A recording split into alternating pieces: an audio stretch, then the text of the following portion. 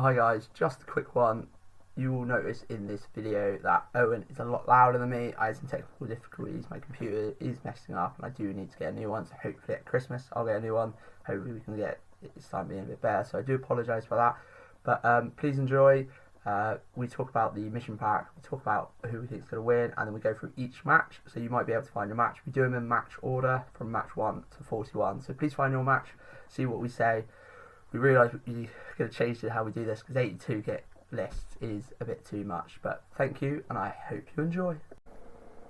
Hello and welcome. I am the Imperishable, and on today's episode we've got the fun of looking at the Welsh Open. We're going to have a quick look at the missions because they're slightly different, and then we get to go into all of the matchups. We're not going to deep dive into every list properly and talk about it like we've done before. Pash has already done that. We're going to look at the matchups, talk about the list there and who we think's going to win for round 1. Once again, I'm with my lovely friend Owen. This time he is not Boris of the Empire. He is Queek of the Under Empire. How are we, Owen? I'm good, thank you. I'm good. Back to the classics. You know, pulling out some of the characters who haven't been played with in a while. I'm excited for next weekend. Very good. Yeah, as I say, it's next weekend. It's very much like Halloween themed. Yeah, we're looking forward to it. We've been playing with some more fun lists. Team Wales are definitely not going to win it. No one from Team Wales is probably going to get close. Because we've all taken some more fun and fluffy lists to go for it. As you can see, Owen's playing with Rats and not his known. I'm playing with Settra and Tomb Guard and not my just trusted you shabty spam. So it's going to be an interesting one, but it should be some good fun, shouldn't it? Yeah, there's some cool lists looking through and listening to Pash's video. A lot of people, I think, taking the opportunity of so much of a bigger event to sort of, I don't know, have a bit of a more casual end to the year. I think people have tried a bit more different things. Yeah, it'll be interesting to see how it goes. I think both of our lists could do okay. We're both hunting for a win, isn't it? That's what we care about. Just the one win. It's very, very generous saying how far they could go. I would like one win by the end of the event. If I get 2 wins, it's been incredibly successful. And if he gets positive, ooh baby. If I get positive, I'll never shut up about it. So let's hope that doesn't happen. Yeah, let's hope. All right then, let's jump into the missions and see what happens. There are 5 missions, obviously it's 5 games. They are all from the match play guide, but they all have their own little twist of everything. So we'll see this first one, it's called The Haunting. There's a bit of a lore there, but it's upon the field of glory with strategic locations 2 and baggage trains, so it's a pretty normal game. However, what you get here is you get a Banshee. Every army will get a Banshee, unless you're a vampire count, which there are 15 of you. You will get a Khan Wraith instead. So everyone gets a Banshee, which is quite nice to play with. I've played this game mission a couple of times, and that Banshee has been pretty tasty. It's brought some things down. That Banshee is the best unit in my army for the first game. So that's pretty cool. I got a real power bump in game 1. It's nice. Yes. Khan Wraiths are cool, so like you played vampires, so okay. But at least you get another ethereal blocker, you know. That is true. It is going to be quite hard. It will be quite interesting. I wonder if any Vampire Counts players have probably played into it, like gone for like triple Kane Wraith, get some more like neck rents, because they cause terror, don't they? So you could proper go, here's a load of terror bombs. Yeah, they do. I think I've played with them on a few times. They often don't achieve too much other than blocking. I've had one kill a casket of souls once. That was probably my favourite thing that I've ever seen one do. But I know Pash has got one in his list. So maybe he's going to have 2. There's quite a few terror bombs there. I don't know. Should be interesting. Yeah, so that's game 1. That's what we're all playing. That's what we know. We are there. So game 2, we had a bit of a technical glitch. We got the Horseman Cometh. So it's the triangle kind of deployment, strategic locations 3, and baggage trains. This one is randomly choose a terrain piece, and the closest unit to that terrain piece takes D6 strength 5 AP to hits. This is going to kill some things. It's going to kill chariots. It might kill Settra. Yeah, it's not going to be great for me, I don't think. Some elite armies, it could lose like a whole unit of knights. So my incredibly elite clan rats will be taking the L for me on this one and standing either side of the important things and taking these hits. The important thing is we're not sure if Ollie's gonna do this or not, but your baggage trains are in fact terrain. So it'll be interesting to see if you've turned up with a haunted baggage train. I hope that the small units you have to protect them have got at least 6 models in them. Well, you need 10 core to hold it. Yeah, that's true. So you could lose some units there. I think this one's going to be an interesting. I think this one could swing a loss to a win or be like an unfavourable matchup to you, because you could just get lucky, because it's every player turn, so there's 12 horseman attacks, and if you get lucky and it just hits your opponent, like wipes out a war machine because it's near a terrain feature, you're like, cool, I'm not getting shot now. So it would be interesting to see how this goes. Yeah, I'd like to suggest that anyone who's watched this tries to keep track of how many models died on either side of the board to this, so we can try and work out who got by the horse the most. So game 3, it is kind of the closer deployment, like shorter deployment, still 24 inches away. Strategic location 2 and a domination. The thing that happens here is there is a summon the elemental spirit template that is on the battlefield. It starts in the centre and it scatters 2d6 inches at the beginning of each player turn, and it can't be dispelled. So there's going to be a constantly moving. I think it is strength 4, AP 3 damage. I can't remember. It's not massive, but it is constant. If it goes turn 1, it goes back to your lines, and then it starts pinging about. So once again, there's a lot of randomness to these missions. It's one of the smaller ones. It's D3 plus 3, strength 4 hits, AP 1, but I believe so. It's difficult terrain, and importantly, it blocks line of sight. And not being able to dispel the thing that blocks line of sight when it parks itself in front of your dragon at the wrong time. That would be hilarious. This is going to protect me. It'll be interesting. I'd say the missions, the added bonuses are quite cool for the spooky thing. Game 4, the Asylum. So it's the close counter features. So you've got quarters, it's special feature and domination. So it's all end game stuff. I don't know how he's playing the special feature. It'll be a. It just says here, it will be a building terrain placed in the centre of the battlefield. This will be the special feature noted in special. So there is a building there. So that's blocking eyesight, it's blocking everything. So it's confused right there. So what is special about this mission is that special feature has some properties. At the end of each player turn, the unit that control it must take a leadership test. If they fail, they fall back in good order away from it. The screen's coming too much. There's no exception. Every unit. So even my Tomb Guard will have to do it, and you cannot re-roll it. So I would have to fall back in good order, like with everyone else, even though I usually just give ground. With this one though, the special feature is only at the end game stuff, so it's probably not the worst mission thing. It'll be interesting. It will affect some games, like the setups.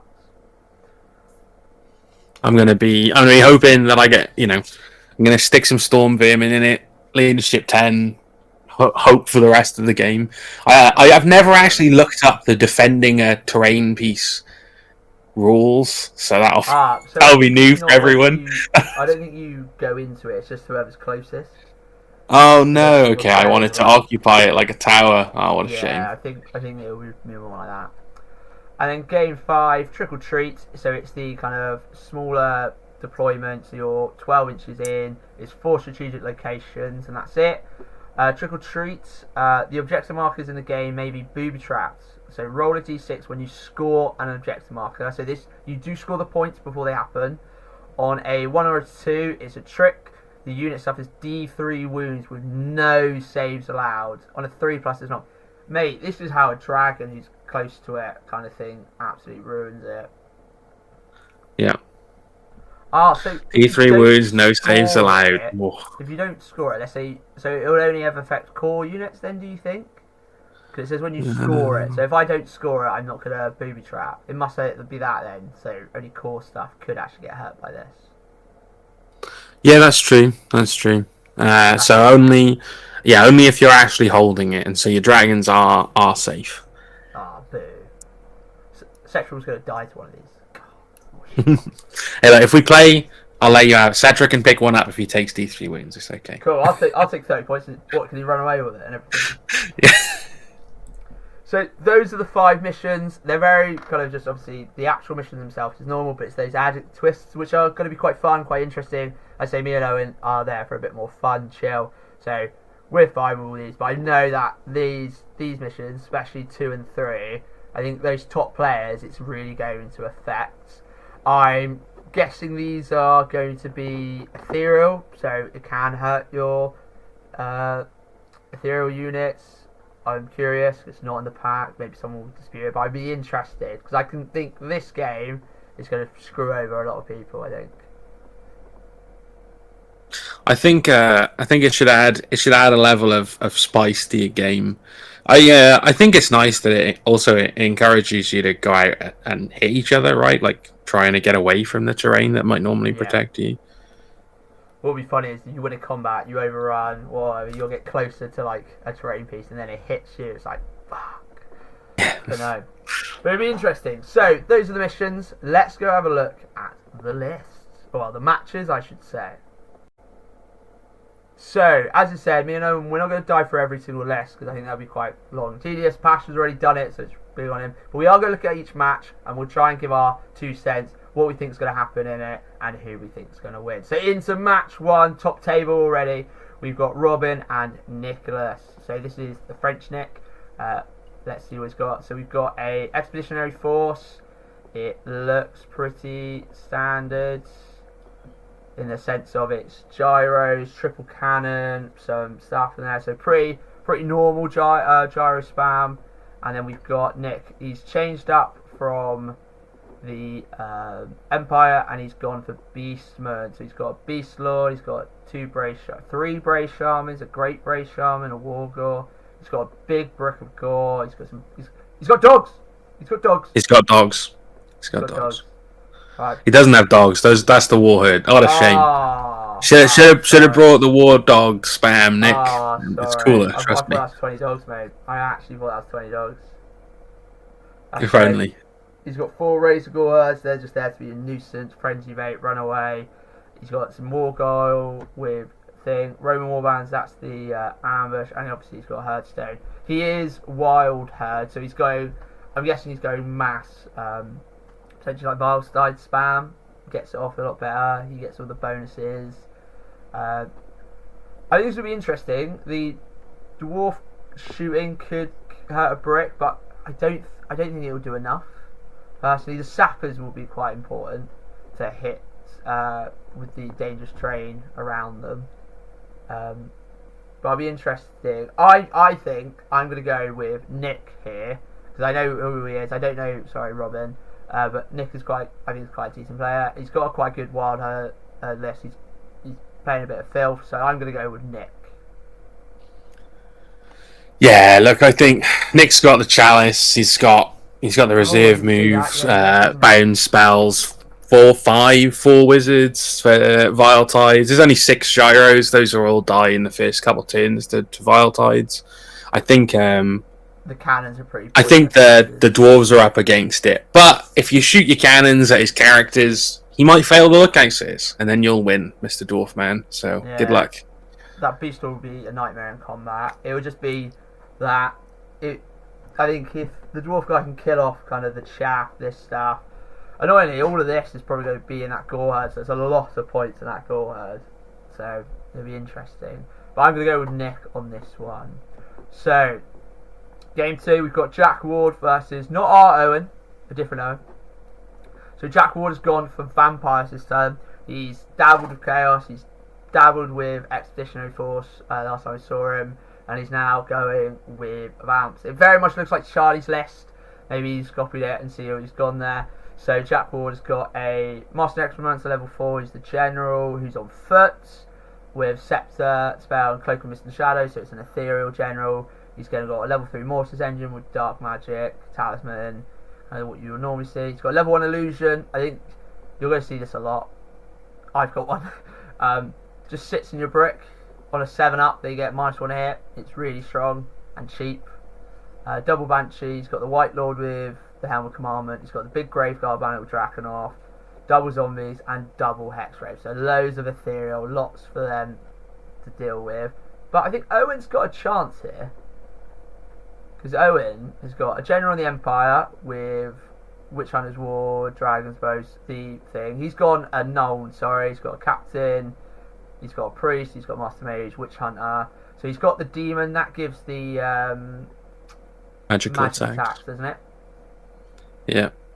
So one unit of Outriders is going to have some magical attacks. He's got some Engineers. He's got his lovely State Troops. He's got 10, 20, 30 Outriders, so 3 units of 10. So he's going to be able to pump out a lot of shots. And he does have the 1 unit, that. And then he has 4 Great Cannons. That's a lot of Great Cannons. Yeah, I think he's got a chance here. Like, the Mortis Engine's going to be in trouble with 4 cannons. Hex Race should be easy to kill with a Witch Hunter. At least 1 unit of them a turn.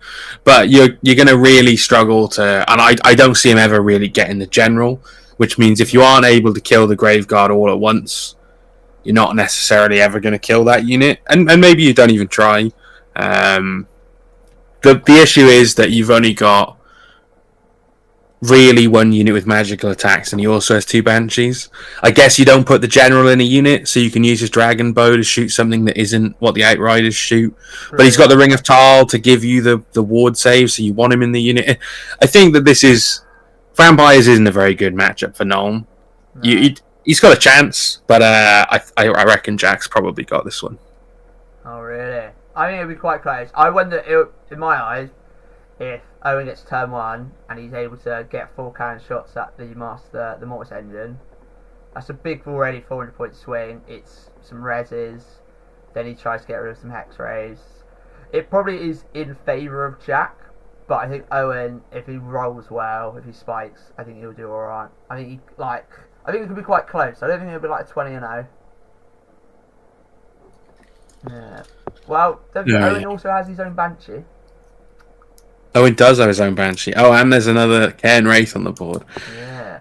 Banshees can kill other Banshees with their magical scream attacks. So you know what? It's pretty good this game that he's got a Banshee, honestly. Yeah, and it can hurt those Hex Rays if they're not close to the General. They've got low leadership. They do.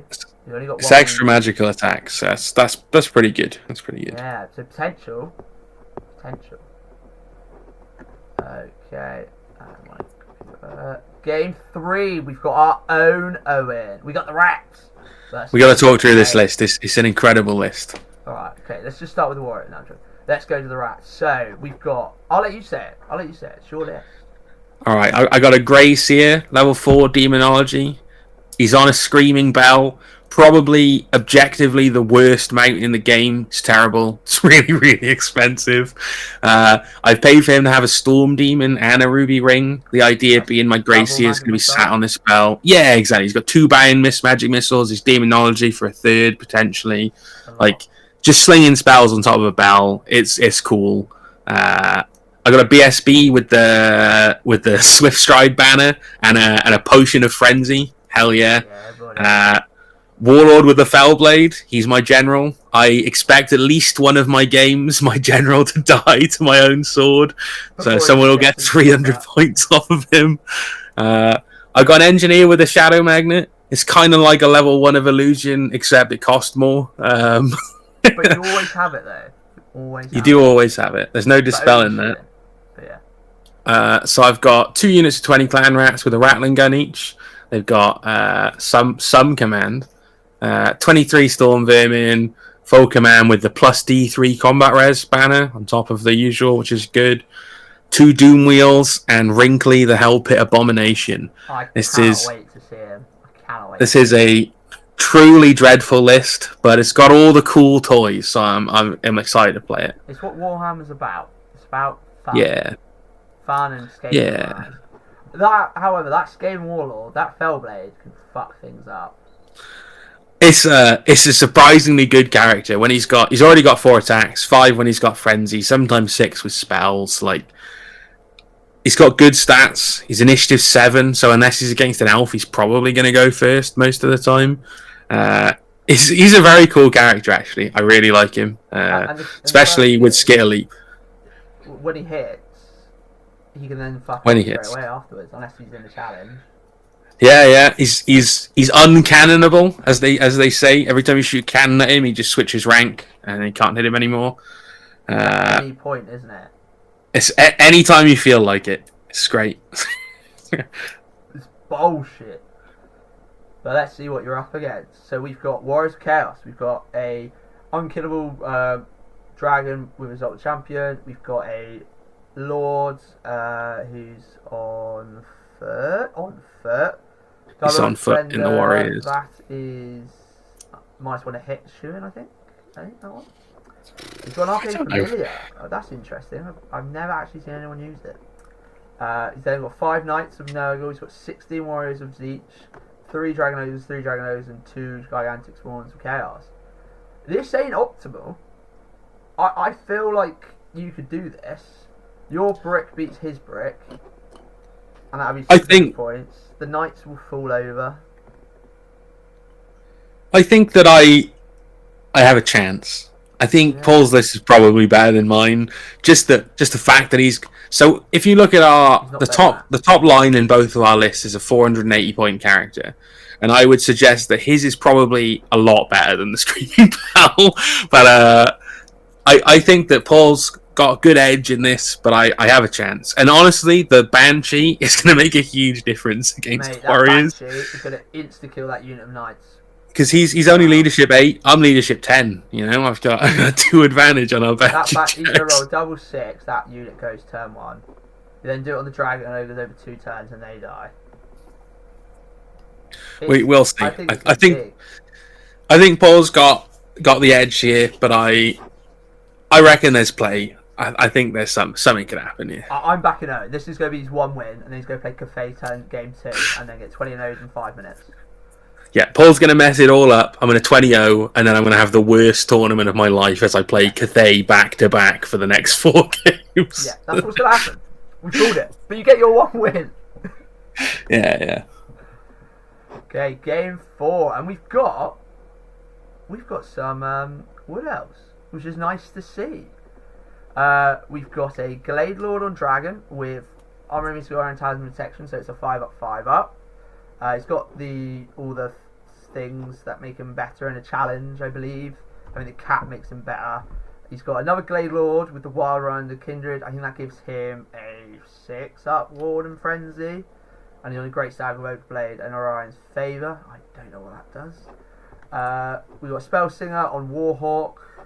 Oh, he doesn't have the Oaken stuff. I thought that a lot of people play with that. With Law Familiar, Law of the Wilds, that's that new one. And I know the Heartwood Pendant allows him to choose it. There are some cool spells in that could be quite good. 20 Deepwood Scouts, 20 Glade Guards with the Razor Standard, 6 Glade Riders, 5 Glade Riders, and 3 Warhawk Riders. I love these models, they're so cool. So cool from like Total War. And he's up versus our first Brett Exiled, Reese Pugh. And this isn't my mate Reese, this is a different one. So he's got the Morningstar Virtue of Heroism on a Baron. He's then got a Lance, Virtue of the Knighted Templar, Frontier X. So he's wasted 4 points because he can't use that Lance at all. He then has the Outcast Wizard, level 2 Battle Magic Law Familiar, Falcon Orange Ferryman. I do think paying an extra 30 points to make him a level 3 is worth it, because you get +1 to cast. I think that's worth it. And you go Fireball, Open Shield, and Arcane Urgency. I think they're the 3. And he's got 15 Knights of the Realm on foot. I'm going to let you know there's a lot of these boys about, which is nice to see. 25 Men at Arms, 2 6-man Knights of the Realm, 10 Peasant Bowmen, 5 Peg Knights, and double Bombards. This is interesting, because I might say the Wood Elves have got this. He's got no ward saves. Those Deepwood Scouts are going to plink off some Knights here and there. The Dragon can really hold its weight. The Glade Lord, I think, can be quite strong. The one on Great Stag. He can slice things up. And they're like, fight first, Ogre Blades. Good luck getting through that. I'm interested in this. Yeah, I think that Glade Lords are a lot better than Barons in combat. in general, but there's always the chance the heroism guy rolls a 6, right? And the other dude's got the frontier axe, which is really strong. I think that the the meat of the Wood Elves list is what I think is probably might give him the edge. The cannons aren't a huge threat to the Glade Lord because he's guaranteed his 5 up, 5 up. You might get hit by him, right? But you got a good chance of saving it. And then I feel like the general Wood Elfiness is going to be very good against random knights walking around. So I think that the Wood Elves maybe have a slight edge here, but not necessarily a big one. I think it's going to be quite good here for both potentially. Helps clear off. Yeah, I think that shit, so exiles with no wood save really don't like banshees. So he can just blat off and Knights of the Realm. Other than the frontier axe and the wizard, they don't really have any magical attacks either. Could clear well, I think almost all of the Wood Elves' bows are magical attacks, right? So the banshees don't last long against Wood Elves. Oh, I didn't know that. Anytime they've got they've got true flight arrows. True flight arrows give you magical attacks on top. I think Moonfire Shot is magical shots. I think that. Oh, okay. So that means he's only got 2 little units to stop them then. Okay. I think. Which ones are true flight arrows then? True flight is ignore cover, I think. Oh, okay, interesting. Something different kind of thing. But this is going to be so far some really good games. No one-sided, which is nice to see. Game 5 out of it. I'm gonna let you know, 41. So we got to go through quite a few here. We then have Jacob versus Reese, another Reese. This is my mate Reese, so we'll have a look at his list a bit more in depth. So this guy's got a Calm Wraith, he's got a Master Necromancer on Nightmare. This is interesting. Oh, this guy's cool. This guy's really cool. On Nightmare with Sword of King's Talons and Protection. I'm liking it. He's got a White King, not just a Lord, he's got a King with a Dread Lance, Obsidian Lodestone. He's got a White Lord with the Banner of Barrows. I think that makes you have to take an extra test or an extra dice or something for your thing. 3 Batswords. Yeah. This is what I've looked at this because I looked at who Reese was playing. He's got 24 Graveguard, but he doesn't have the bullshit banner. What a gentleman. Nope. What a gentleman. This guy is incredibly cool. He's bringing Skeleton Warriors, Black Knights, Blood Knights. I think this is just... I think I saw your list, Jacob, when the list came out, and I immediately put it in the group chat with, look how fucking cool this guy is. He brought a Vampire Cane, Blood Knights. This is a cool list. Because this is a list I would love to play my Tomb Kings in. Because it's not like, it's not going to oppress me. It still might be good because Graveguard are still quite strong. He's got the double res, But he's got a Vampire Count running around with that Sword of Kings. That Sword of Kings is, for me, one of my coolest things. It's a killing blow on a 5 and 6 all the time. It's just a better Conqueror's Blade. This guy's combat is going to be a lot better than people think it's necessarily going to be, and it's really fast. It's not the most meta list ever, but yeah, you're already a winner just because it's really cool. You didn't bring Dragonolf banner. You haven't brought double Necromancer. Big up. And then into my mate's Reese. He's got a Baron with the Virtue of Heroism on a Hippogriff, and with the guided Cuirass that gives him 5 up regen. He's got a Baron, Knightly Temper, Frontier Axe, Grumble Greathelm, pretty normal. He's got an Outcast Wizard, the Battle Magic level 3 with Ruby Ring, so the idea is he's going to have double Magic Missile and, as you said, Archaeology, Open Shield potentially.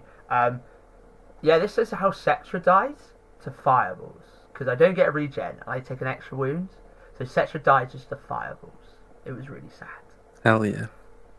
He's got a Paladin, his BSB, he's just on foot, Sergeant at Arms, just normal. He's got 6 Mountain Knights of the Realm, he's got 5 Mountain Yeomen, that's to be with the Outcast Wizard to give them a reserve move, 11 Peasant Bowmen to be like a scorer, and a screen, 30 Yeoman Guard, 5 Peg Knights with the Banner of Shalon, so that's the no stand and shoot, and double Bombard. So it's kind of like a traditional Brett's list, but he's got a Hippogriff, which is quite cool to see.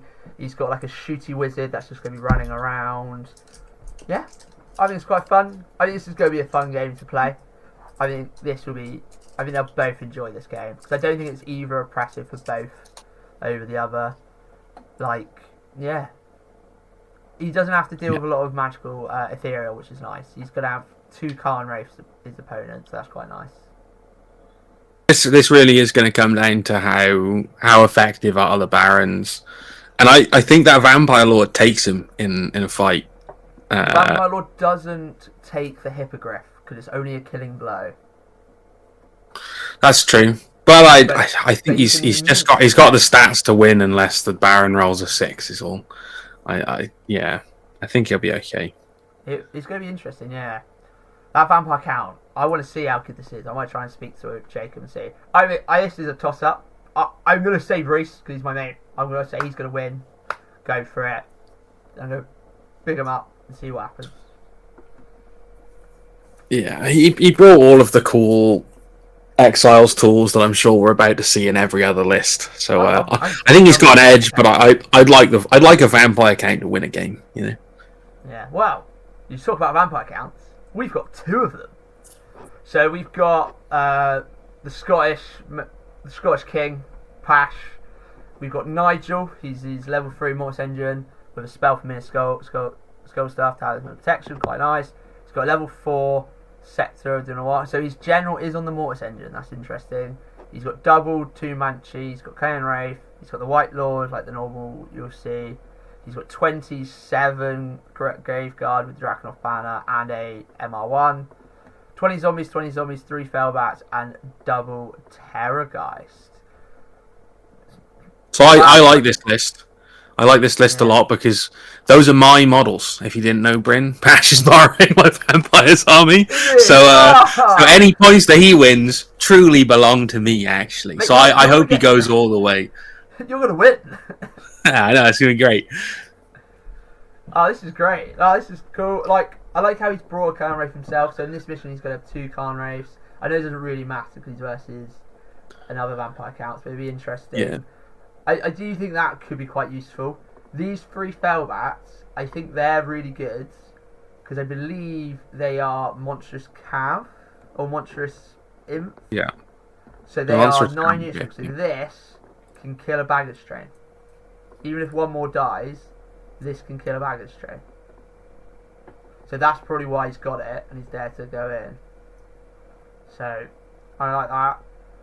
His wizard, his load up's pretty standard. The only thing I would have said is potentially the general not to be on the Mortis Engine. I know he gets the massive 18-inch command range for like all these spells, but it is just that it's a target that if he's versus something that can put out loads of stuff and could potentially kill it. So on to who's he playing? Richard. So Richard has mate. He's got Ghoul King. He's a fucking Chad, mate. He has a Ghoul King who's a general. Is he flying? He doesn't fly. That's but he does that's cool.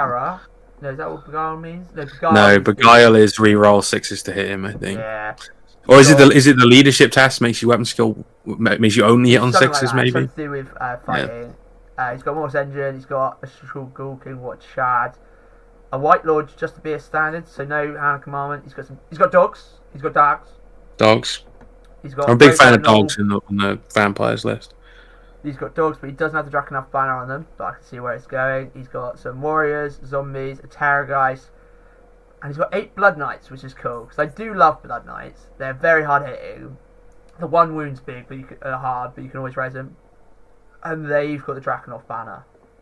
So they're a 2 up, 5 up, which is quite nice for a 1 wound, like, powerhouse. So that'd be interesting.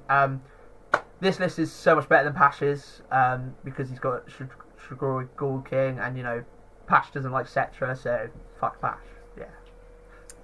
Yeah, I said to Pash at the start of this, I was like, man, I've got 2 Ghoul Kings you could use. Wouldn't that be cool? And no, he took the same vampires list everyone else plays. So it's such a shame, a real shame. Ghoul, come on.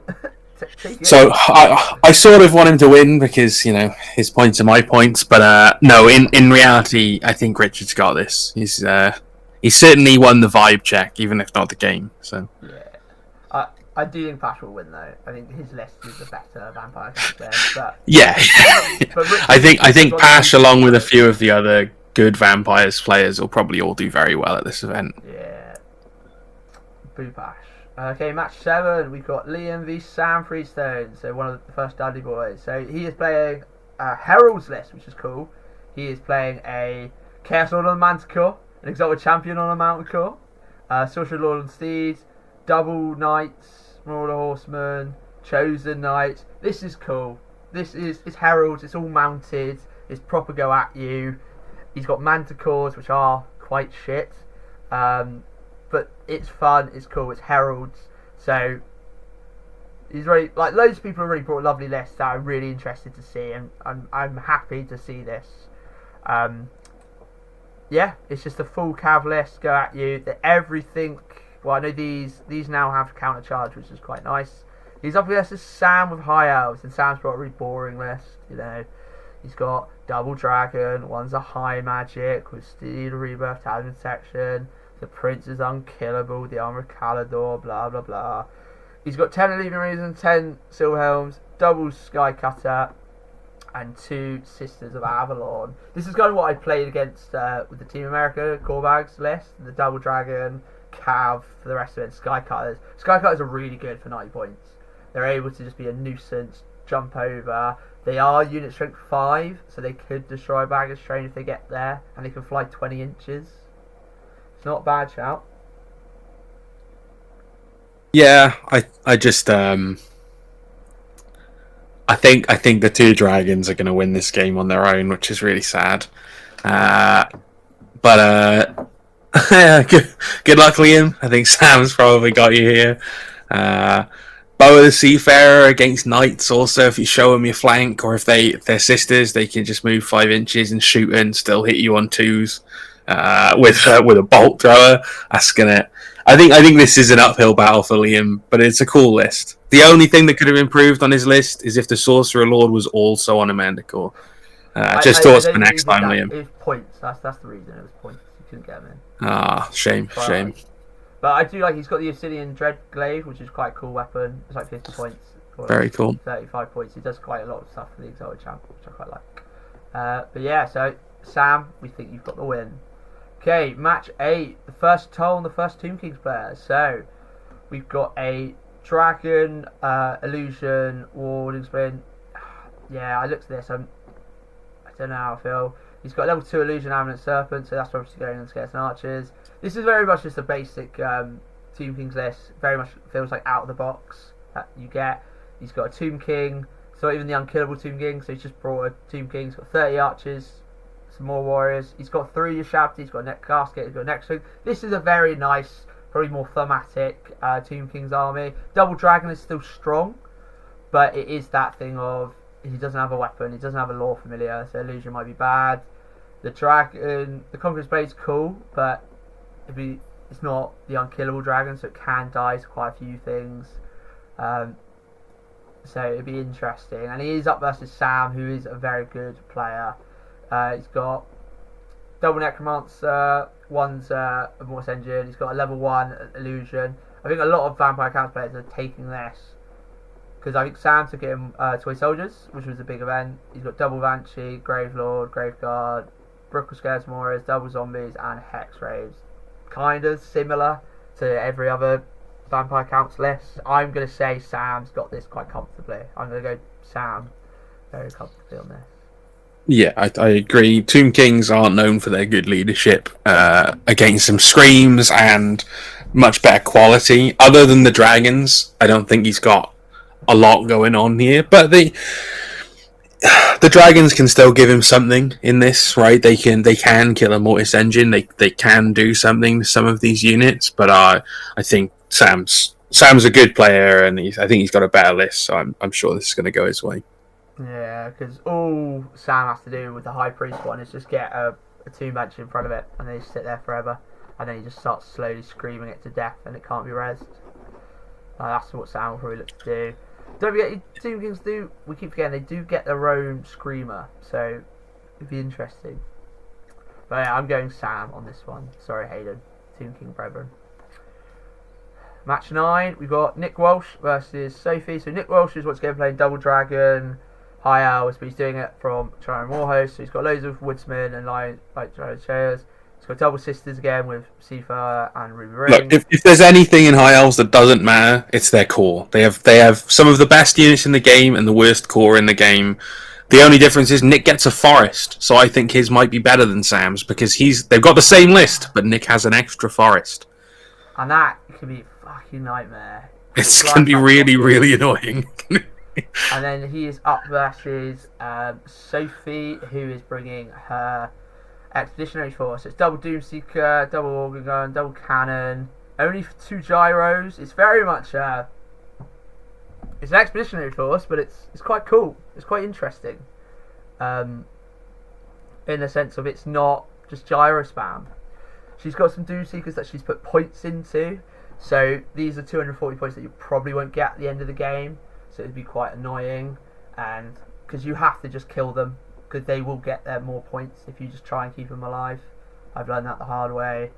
But unfortunately, she has nothing to do with the Double Dragon. She will. I think that this is an uphill battle for Sophie. The cannons do something, and the organ guns are pretty okay, but she has a lot of shooting into a lot of skirmishing things with an extra wood, which means most of the time you're going to be -2 to hit anything that isn't a dragon, and you can't really hit the dragons, and you can't really hit the rest with shooting, so it's going to be really hard. I think you play for the objective, and maybe you can get a scream in somewhere, but Sisters are really good counters to Banshees. Like, it's going to be a very difficult game for you. It's going to be a hard game. I'd say. I think Nick's got this, but... Okay, match 10. We're a quarter of the way through, and we've done about half an hour. So we're going to be here for a long time. We'll have to try and speed this up a bit more. So, we've got a normal dwarf kit, I think. So, we've got a king, Master and Grimroll. We've got a Thane, double Thane. One's the shooty Thane, one's the battle standard Thane. 20 longbeards, 16 armors, 16 rangers, double grudge thrower, bolt thrower. Oh, he didn't bring the rune screwing. I think that's the best 20 points to put on it. It's just so good. Double gyros and an organ gun. Pretty like a traditional looking pretty cool dwarf list. That's the first looking dwarf list I've seen in a long time in Old World. That's good. There, which is nice. And he is up against another expeditionary dwarves. He's up against the not cool dwarves. That's crazy. But you say that, this also looks quite dwarvy. So it's 20 dwarf, 2 lots of 20 dwarven warriors, 2 15 rangers. There's 6 scouts. There's double grudge, double bolt thrower, 14 thunder. This is going to be this is proper. They're going to clash at each other. The bolt throwers, I think, are going to do quite a lot of work here because these are usually quite deep, 4 or 5 deep. These are no armor saves, and it starts at strength 7, so that will just kill. If they hit, they can kill quite a few dwarves, and Terry's got 2 of them. This one, I don't know who's going to win. I think the characters here are going to be what's going to win him the game. I think that he's going to run his rangers up in front of his important units so that those bolt throwers are hard to hit them. The gyrocopters will be frustrating, but you shoot at them with your war machines. And then if you get to combat, your combat characters will potentially win the game for you. But I think this is a toss-up. This is a real coin flip of who's going to do well here. This is going to be a cool game to see. I think it's going to be good. You know what won't matter in this game? Banshees. Banshees will not do a lot in that game. No, they won't. Okay, match 11. Orcs and Goblins. First one, I think. So we've got an Orc War Boss on board. Chariot. That's cool. Goblin Big Boss. I love this guy's list. This is very cool. We've got a Night Goblin level 4 Warg. An Orc Big Boss. Just Frenzy. It's the Frenzy Boy. He's got 30 Goblins with Guff's Windy Banner. No idea what that does. No idea what that does. Orc mobs, additional hand weapons, frenzy, big stabbers, warpaint, big guns, obsidian lodestone, the banner of butchery. What a chad! So these are strength 5 boys that charge. They got 3 attacks each because of frenzy and additional hand weapon. They've got warpaint, so they always have a 6-up wards. He does have a big brick of black orcs. He's got a pump wagon. Cool. Double Doom Diver, one of the best artillery in the game. These are. They're so Easily. reliable to hit. And a Goblin Rock Lobber. This is cool. I like this. However, though, he is versus Gyrospam. But all right, we don't need to go through this one. He's got a million engineers. He's got the Thanes who shoot you with really annoying guns and like 10 gyrocopters. He's probably going to win, and it's going to be sad. Yeah, you're boring, so you're not like our boy Ben here. This is the first one of the games I've looked at and thought, all right, Ben's not going to have much fun in the first round. Those orc mobs, they're going to die to the shitty shooting because yes, they don't hit well. All these gyrocopters, but he only has a 6-up ward. That's what's going to lose it for him. They're just going to fall over, and he does have rangers as well. He's got the sappers, which are going to be so annoying with the dangerous terrain. He's got, obviously, as we said, the shooty Thanes. So, yeah, sadly this is for the Tom, but Ben, well done. You got a fun list. One for the fluff. You're one with us, so good up. We are on match 12. It's the Battle of the Tom. So, this is Tom Knight. He brings so many cool lists. I still want him to bring back his Troll Horde, because that's the best list, I think.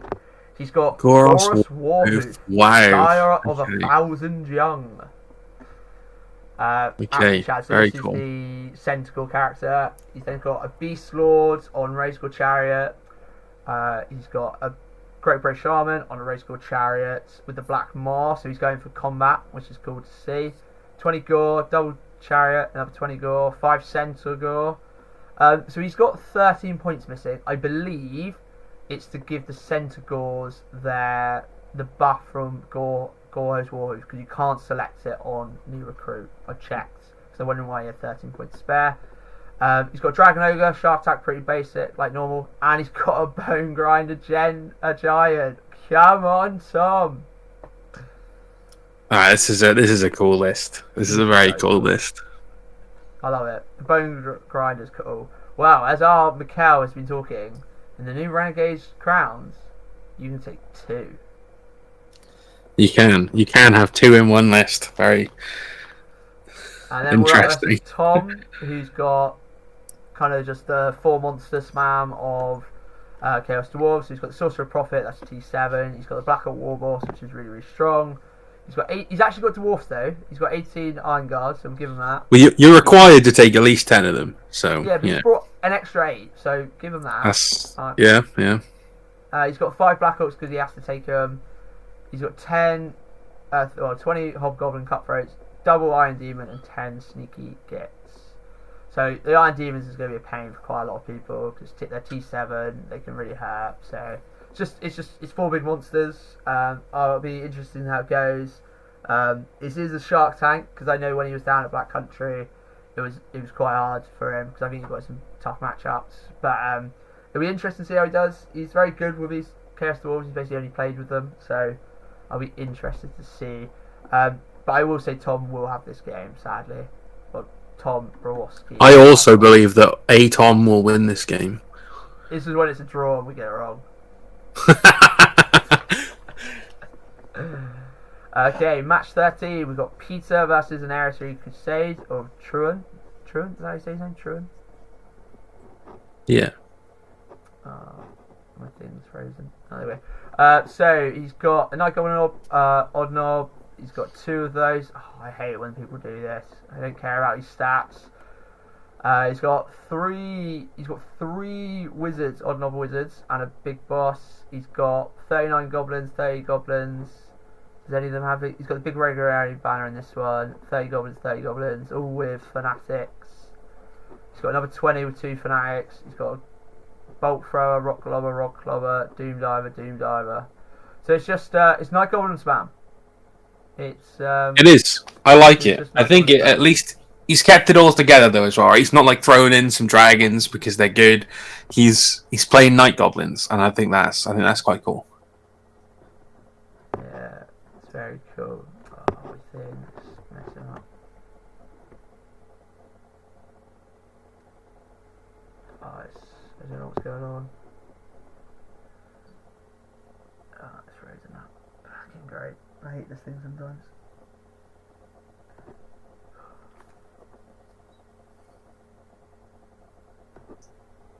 my face. I look so happy to be here. Is it alright? It looks alright. Okay.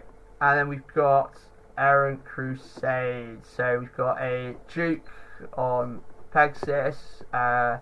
We've got a Paladin on Warhorse. We've got Elise Duchard. We've got the Green Knights.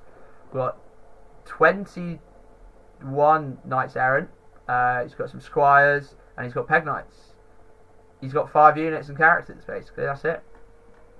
I think it's yeah, and it's at least it's a bit different, you know. I do wonder how much those squires are like the anti-Cathay squires, right? Like to try and protect your deployment from them scouting too close to you, because they also scout. Potentially, yeah, they're there to that, and then they also just be that first barrier for your Knights Errant. So you just can't get shot off the boards, whatnot. At least the Shards, I think she's really good. The really helps with dispelling and whatnot. Obviously, he's got a really good Duke. He's got an okay Paladin. The Crusaders Tapestry, that's cool to see. That's the thing that gives you plus 100 points if you get a banner. So, to give you Frenzy as well, is that a thing? No, that's something else. There's something that gives you Frenzy, if it's not that. I don't know. I honestly, I think Night Goblins might have it. Bretonians hate Fanatics. Just go right they can't through stand them, it. don't they?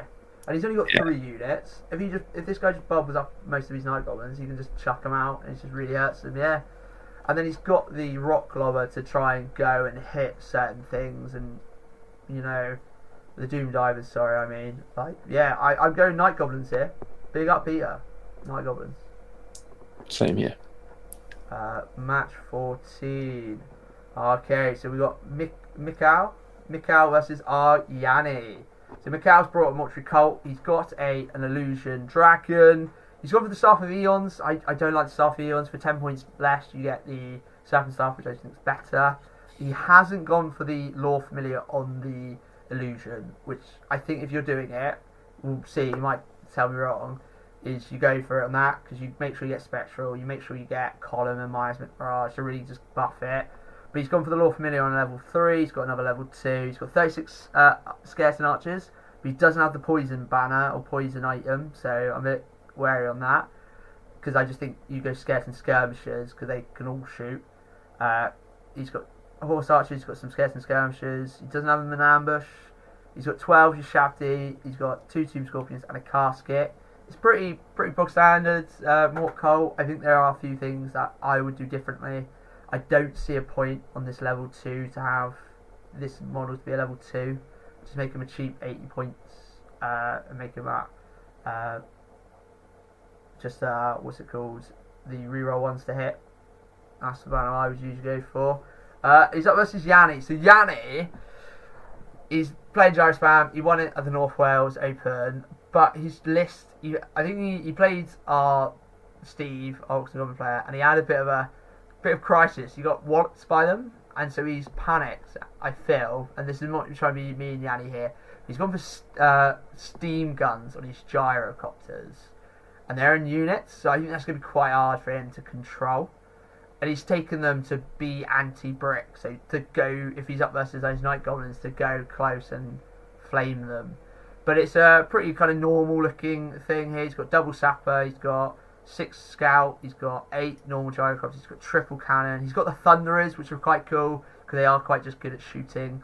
He's got burlock, he's got a dwarf engineer with all the shooting stuff, and is the battle standards.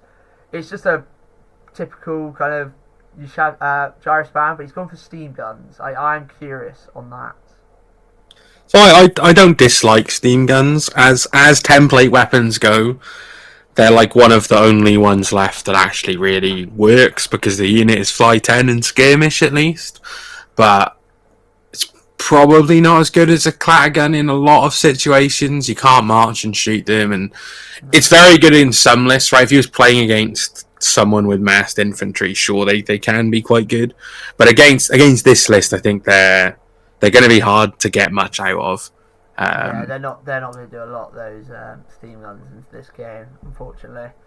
It's just, but for me, it's just they're great on like a single model. So like if you ran one gyrocopter with a steam gun, just because it can go on its own and get to a place, because you do need to be close for that steam gun to get hits, and you can't fire and flee with it, so it's a bit rocky. But Yanni is very much played. He's played gyrospam since the start. Well, since he got back into it properly, he's properly gone for it. He's played some really tough opponents. He learns from everything.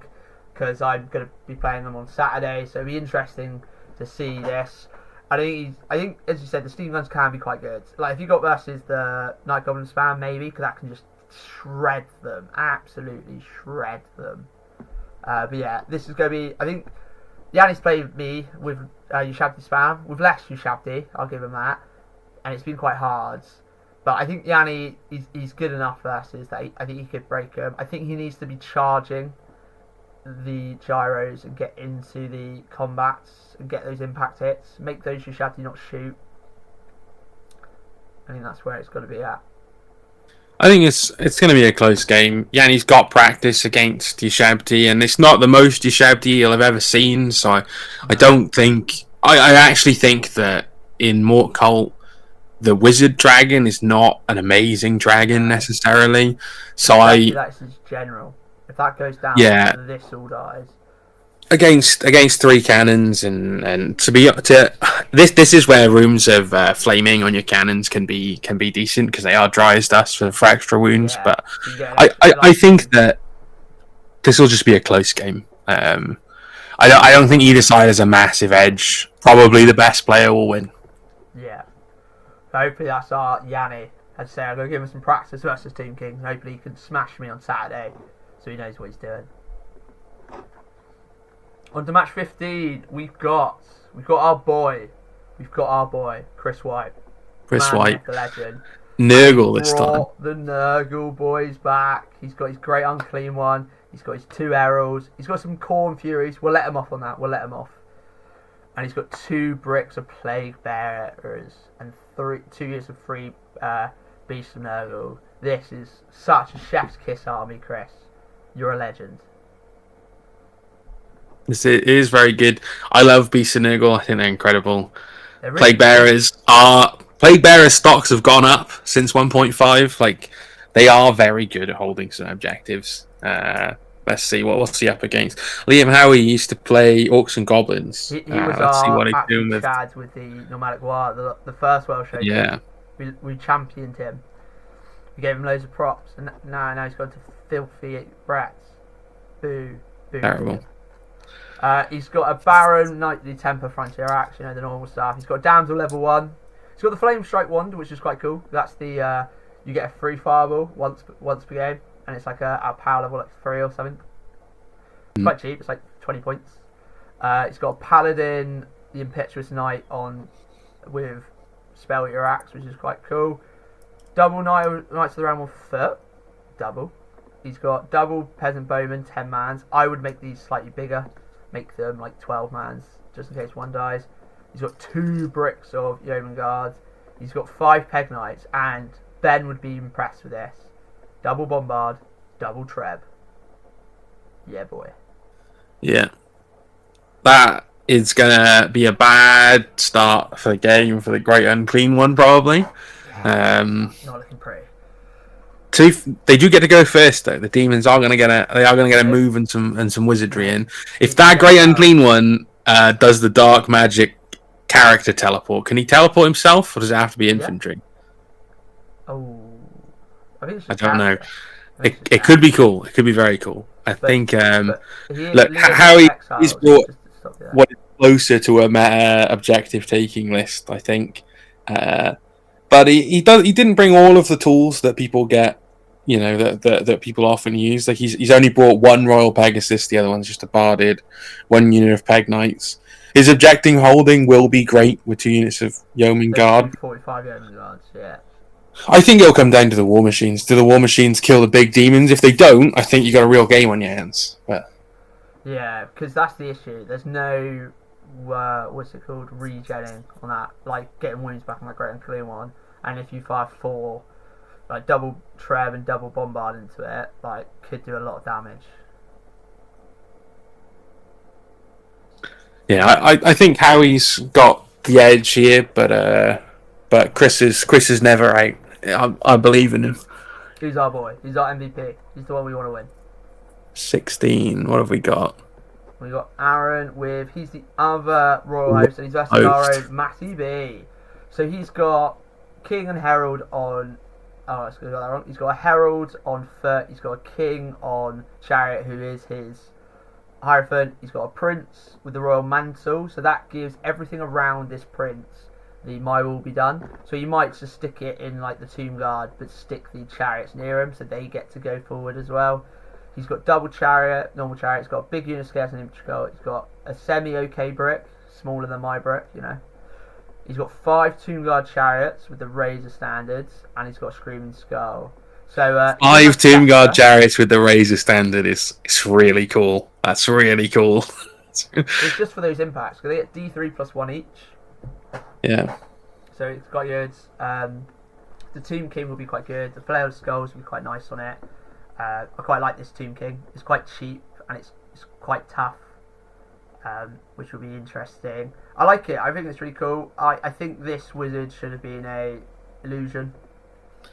Look, not everyone is a big nerd taking the 60-point -1 to hit wizard. All right, that is the new worst offender. I would prefer to play against double, triple save dragon than -1 to hit every unit. He's 55. It's terrible. It's terrible. It's awful. So hey, shouldn't exist. When comp exists for this game, you're going to get harsh negatives for taking level 1 illusion wizards. And then he's versus our Matty B, who's taken double dragon. He's got 22 Deep Wood Scouts, he's got 10 Glade Guard, he's got a Great Eagle, and he's got double treatment. He's just playing with 4 big things going at you. It's just cool. Matty B's a great player. I believe in him. He's going to win. Matty B, mate. He sent me a message like, what does this do? I was like, oh, he's got that. He goes, oh, so I just go at him. I'm like, yes, Matty, you go at him. I think that's what Matty's got to stop thinking about what the other guy can do. Just go. Every time Matty B just runs his army forwards, I swear, did he even lose a game at WTF? Oh, mate, he was our champion. He was he's a great player. He's a phenomenal player. I think Matty B's a sleeper agent. He's going to be top 10 at the end of this, and no one will have seen it coming. Yeah, with what else? He goes, oh, just a minute, full send, mate. I love Matty. Matty's an absolute legend. Big up, Matty. Cool. Game 16. God, look at all these games. Still got to go. No more reading units. We're just gonna say what you got. All right, you're playing Null. You got some wizards on foot. Okay. He's got Ruby Ring. He's got Illusion. He's got an Pegasus Captain. It's interesting. He's got that's the Captasis from 8th edition. He's got 5 Outriders. He's got Brickle Knoll. He's got double. He's got Knights of the Blazing Sun. He's got Steve. Mate, what is this list? What is happening? This is the weirdest list I've ever read. All right, so his list does some things. Who's he up against? He's up versus Warriors of Chaos.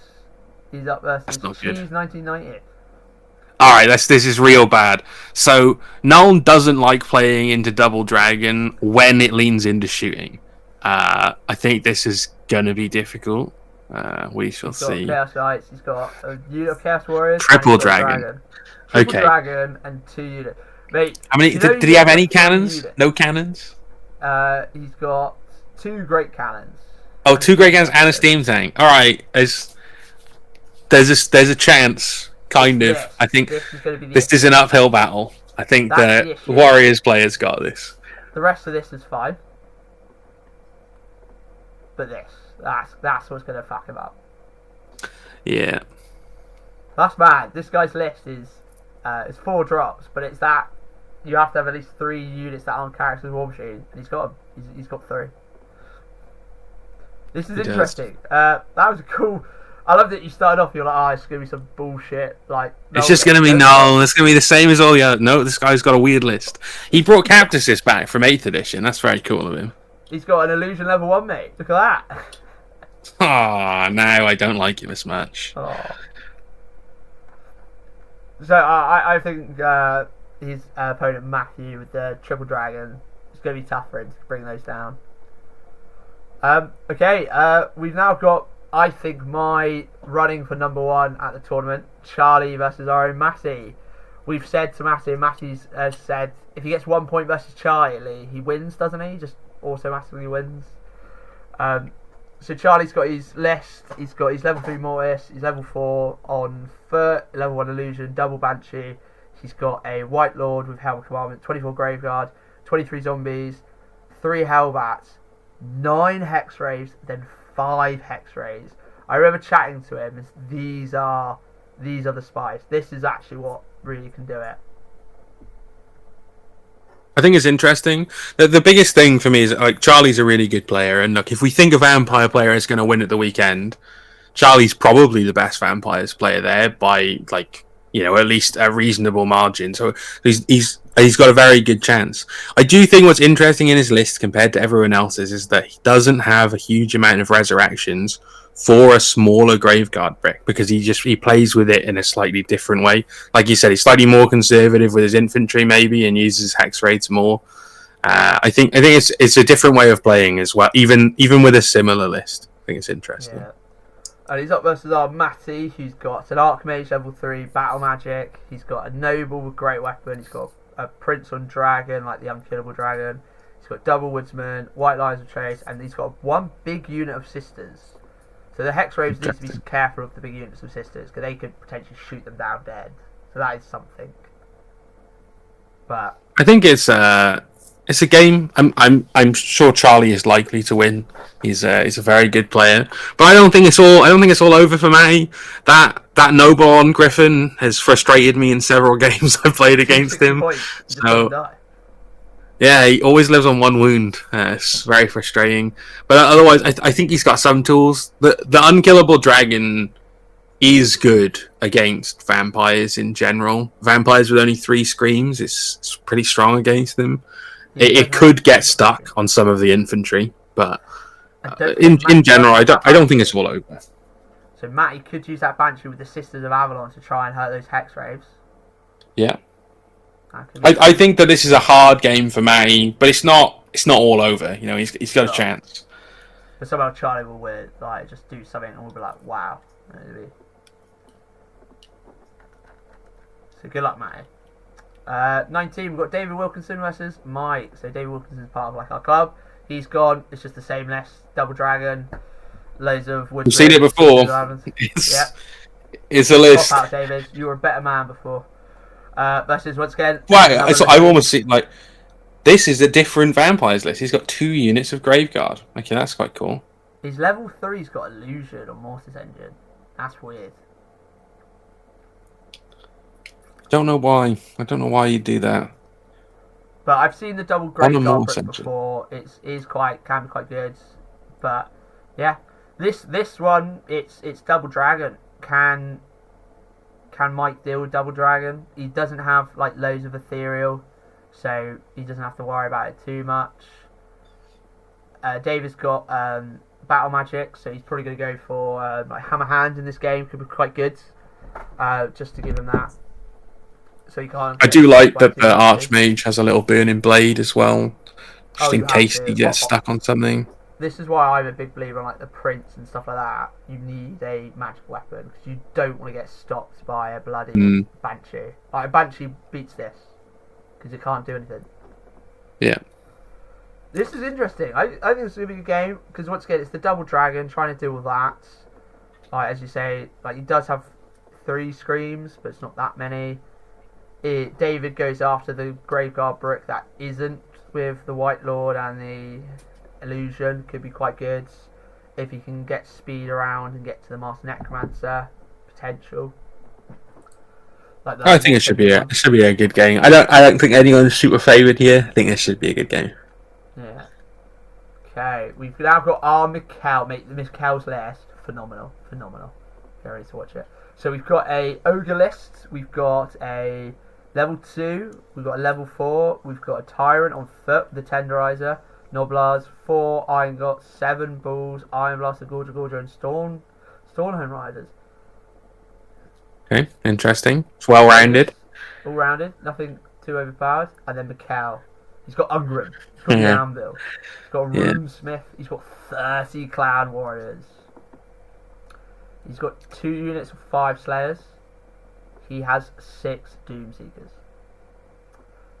So I played this, and 3 snakes could not kill a single Doomseeker, and I lost a whole unit of snakes.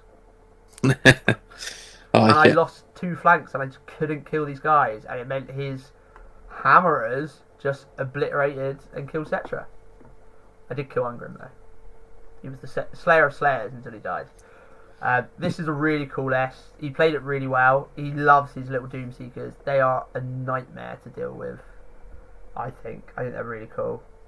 Yeah, this is going to be a fun game.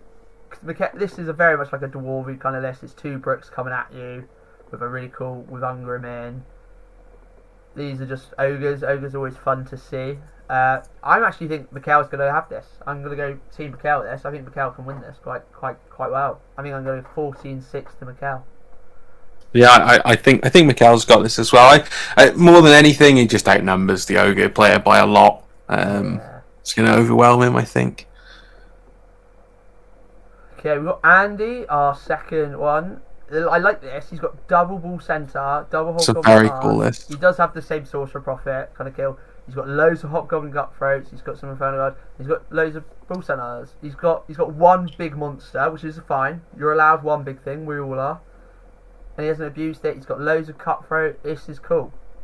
It's a very cool list. It's a go fast Chaos Dwarf list, which is different and interesting. I like it. And he's up versus Morgan. He's fallen to the dark side. He was an Empire like truest Grand Army, and now he's playing this. Shocking. So it's very similar to all the others, except it's got Blood Knights. Blood Knights and X-Raves, and he's got Fellbats. He's got 29 Grave Guards. It's just a normal thing. I would say Morgan's list has got this. I think Morgan's only played it a couple of times, but he says he's done quite well with it, so I'm going to go with Morgan's going to win this, unfortunately. Andy? I tend to agree. Yeah. Because that Graveguard unit, nothing in this army can kill that Graveguard unit. Nothing can kill the X-Rays, basically, either. Can anything kill the X-Rays? I mean, Bull Centaurs have the same Warriors thing, right? If they choose to use their hand weapons, I think they're magical. I don't think they've got They're not. The normal Infernal Guard do. Maybe Bull Centaurs don't. Oh, maybe. But yeah, I will go with Morgan there. Alright, match 12. We've got Jack versus Richard. So Jack's gone for just double Dragon Tomb King. He's got Arbor of Ages for the Unkillable, and then he's got the Armor of Destiny. It's like our first game we played, Owen of 1.5. He's got the big Skeleton Warrior Brick, Skeleton Archer Spam, double Extra Thing. Literally what I played. I hope this guy's got a Griffin banner, otherwise I think this is going to be a bad game for him. Yeah, it's not good still. But he's got Errantry Crusade. So he's got Cecil. Cecil, he could take out. There's 4 dragons from the kill, effectively. He can do monsters. It. Come on, get at least one of them, Richard. Come on, you got this. He's then got a Duke with Royal Peg, Virtual Knightly Templar with a great weapon. Interesting. He's got the Gilded Cuirass that gives him a 5-up regen. Lady Elise du Shard. He's got a level 1 illusion. He's got. He's doing the go at you with Foot Knights. So he's got the Virtue of the Impetuous Knight, so he makes them impetuous, but they get D3 extra charge range. He's got some Knights Errant, he's got Squires, and he's got 4 pegs. So it's an Errantry Crusade, sorry. So this unit, I think, is a 14-inch threat range, which is quite a lot for, obviously, on foot guys. So that's quite nice. It's got Knight Errants because he has to. It's quite a cool list. It's very, like, Ben would like this, you know, Elise du Shard, Cecil, Brick on the floor. I do think though that the dragons are going to be so hard for him to kill. I think they'll be impossible because he just won't go to Sir Cecil, and he's got no other way of killing blowing. Even the Necrosphinxes. I'm going to go, unfortunately, with Jack here. So Jack's going to take the win here, I think, just because he's going to kneel. Richard's going to kneel, and it means he's got a turn to just get everything up and in charge ranges for himself. Yeah, I think this is a real uphill battle for the Bretonnian player, but we'll see. 4 flying monsters is 4 flying monsters. It is. There's so many matches still. 23. Okay, it's got our Rob West versus Chris with Triple Dragon. Just gonna say that. Well, that's cool, So though. triple dragon. I mean, they're all 10 man. Boys. I was going to shoot one out of each, and they can't hold objectives anymore. Yeah, but it's cool to see that. I've never seen that. But it's just triple dragon. No, it's not just triple dragon. I'm going to take a step back. Because they don't have triple save dragons. No, it is still triple dragon though. I know he doesn't have triple save, but it is still very good. That's the one where you get loads of extra attacks and strength. Also, one of them is also a BSB, which is also unheard of. +1 combat res. He can beat a banshee in a fight. He can. He won't crumble it, but he can. But he's got the sword of battle as well, and also he's a thing.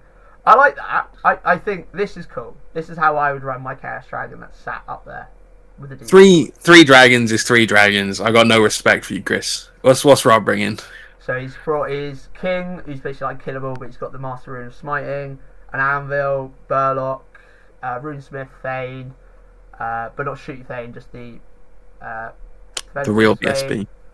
Longbeards, Rangers, triple Gyrocopters, 2 with steam guns, 1 was 2 with claggers, 1 with steam, and double Iron Drakes. It's very traditional dwarf. It's got a brick with most of the characters in. Burlock, I think, goes in the 10 man or maybe just the 9 man, and it's just there to shoot off things. Yeah, it's a cool list. I like it, Rob. It's very dwarvy. It's beautifully painted. I would give him that. It is very sexy, and it's a tough nut to crack. This king has got a target on his back. It killed Settra in like 3 hits. He rolled like 10 damage with the Rune of Smiting and just killed him. Oof. Yeah. I think it's a good list, and Rob's played it and similar versions of it a lot. So he's a good player who's practiced a lot with a list similar to this as well. So I'm sure he's going to do well at this event. I think against 3 dragons, it's not an easy game for him. The king does win any of those fights, but he's still a dwarf trying to catch the dragons, which is going to be hard. Yeah, it's going to be interesting. I don't know who would win that. I think it's a fair game. I think 3 dragons is hard to catch, but Rob's a good player, so we'll see who wins. Yeah. Alright, my whole thing is... Okay, we're back. I need to get a new computer. Okay, that was Rob West. Oh, we've got Keith. Big up, Keith. Lovely bloke. One of the best opponents I've played against. Lovely bloke. He's basically with his same list. It hasn't really changed. He's got his Graveyard Brick, Zombies, Terrorgeist, Master Necromancer, an engine. He's got double Mortis Engine, double Banshee. He's got Direwolf. He's got dogs. He's got dogs. Dogs. Oh, this thing isn't loading. It doesn't look like. And he's up versus... Is that Nuln? It is Nuln, yes. With triple cannon, triple Hellblaster. Huh? Can he have triple Hellblaster? They're rare, aren't they? They are in rare, yes. Oh. So I don't. You can't have 3 Hellblasters. It depends on what Ollie's gone with. He's gone with just the match play guide, or has he comped it? I think he's just gone match play guide. In which case you can take 4. Oh, does it say 2? So the match play guide is 4-3-2 unless your book specifies a number per points, and Hellblasters are one of the 2 per 1,000 points. So you can have 4 of them actually if you're playing match play guide and it's not comp. That is what Ollie's playing. I'm just getting on my phone to check this. So the list is BSB Razor Standard, the Dragon Bow, the usual stuff. 3 engineers with grenade launchers. General with the arquebus. Yes, he is allowed it. 2 magical attacks, witch hunters, some guys, 2 outriders. So I think that the Terrorgeists are in real danger here, but in general, I think Keith's list is probably quite good into this. I'm just worried because the triple cannon can kill off a Mortis Engine, can kill off those Terrorgeists. So he has to keep everything. They can, but I tend to find that they don't. And I've played the matchup a lot, and as long as Keith's alright at rolling 5 ups, he'll be fine. It'll be interesting. Yeah, it's a big game 1, I think, for Keith and for Ross here. It's a big game 1. Obviously, I want Keith to win. He's my boy. Absolutely love Keith. Haven't beaten him. Should have, twice. but I just keep messing up. We got our boy Steve. So he's up versus just normal knights. Brett, he's got a duke, anointed armor. That's the no killing blow, I believe. He's got prophetess, damsel, paladin. He's got 36 men at arms. He's got cavalry boys. He's got double peg units for 2 3s, and he's got double field treb. Very nice. We like the double field treb. And he's up versus Steve, and Steve's got a wonderful list. He 19 won some gyro spams earlier. He's got a wyvern on boss, a black orc wyvern. He's got triple kind of night goblin stuff. 2 of them are the great squigs. He then has 18 black orcs, 30 night goblins with 3 fanatics, a doom diver and double mangler. I think it's a cool list. It's a very cool list. It's gonna catch some Bretonians, that's for sure. I think it will, because those fanatics, they absolutely cream pegs. They cream anything, because they get a 5-up armor and a 5-up ward, but you get so many hits with them, and you plonk them out before you get charged, and you just go back through. Yeah, you get hit twice if you charge him. You don't want it. I think Steve's got this. So, yeah, go Steve. You can see it's what happens. We are over halfway. We've only got about 15 games left, and then we can go to bed. We've got Adam Benton. Okay, I absolutely love Adam. He's one of the nicest guys. He really wants to level S, and he always brings the Demon Prince. I absolutely love it. He brought the Demon Prince again. Level 4 Mark of Nurgle. He's got the Ogre Blade, Armory, Meteoric Iron, extra arm, so he's like 6 attack space. You roll on the gods table. Demon Lodge can get you up to like 7 and 8. It's ridiculous. He then has got an unkillable dragon with a potion of toughness, because they are only T5. So on the turn he charges, he can be T8, which is quite nice. 7 knights, 12 forsaken, double marauder horseman, and a warp fire dragon. I like it. I'm a big fan of Demon Prince, and I do love Adam. I mean, he's a lovely bloke. And he's up versus Steve Toll with double dragon, double spawn, loads of horsemen, so Marauder Tribe Berserkers, skin wolves. Yeah, it's going to be interesting. I think Steve's dragons beat his dragons, I think, solely because they're tougher, and the Demon Prince, even though it can slap, if it loses combat by like 3, it just dies. Which is sad. Yeah, I think it's an interesting game. It's whose monsters roll better, I think, is the answer. The difference maker in this game might be the Warp Fire Dragon, if you have it not in the combat but near the combat to remove your opponent's ward save. Yeah. But in general, this is probably like quite a close, fair game. I do like Steve's almost all ambushes. I think it's interesting. Yeah. But Steve will likely get the objectives towards the end of the game. Probably get your baggage cart, and will Adam get the baggage cart? I guess is the counter. But it should be a good game. I think it's going to come down to who uses or rolls better with their monsters. Yeah, I think this Adam's Demon Prince, though, if he hunts for those gigantic spawns, should kill them, because he's like strength 8. It's the only multi-wound weapon in the game, right? So the Demon Prince is the scariest one for the other monsters as well. So yeah. I think the combination of the Ogre Blade and the Warp Fire Dragon could really give him an edge if he plays this well. I think they might know each other, so they've probably played something similar before.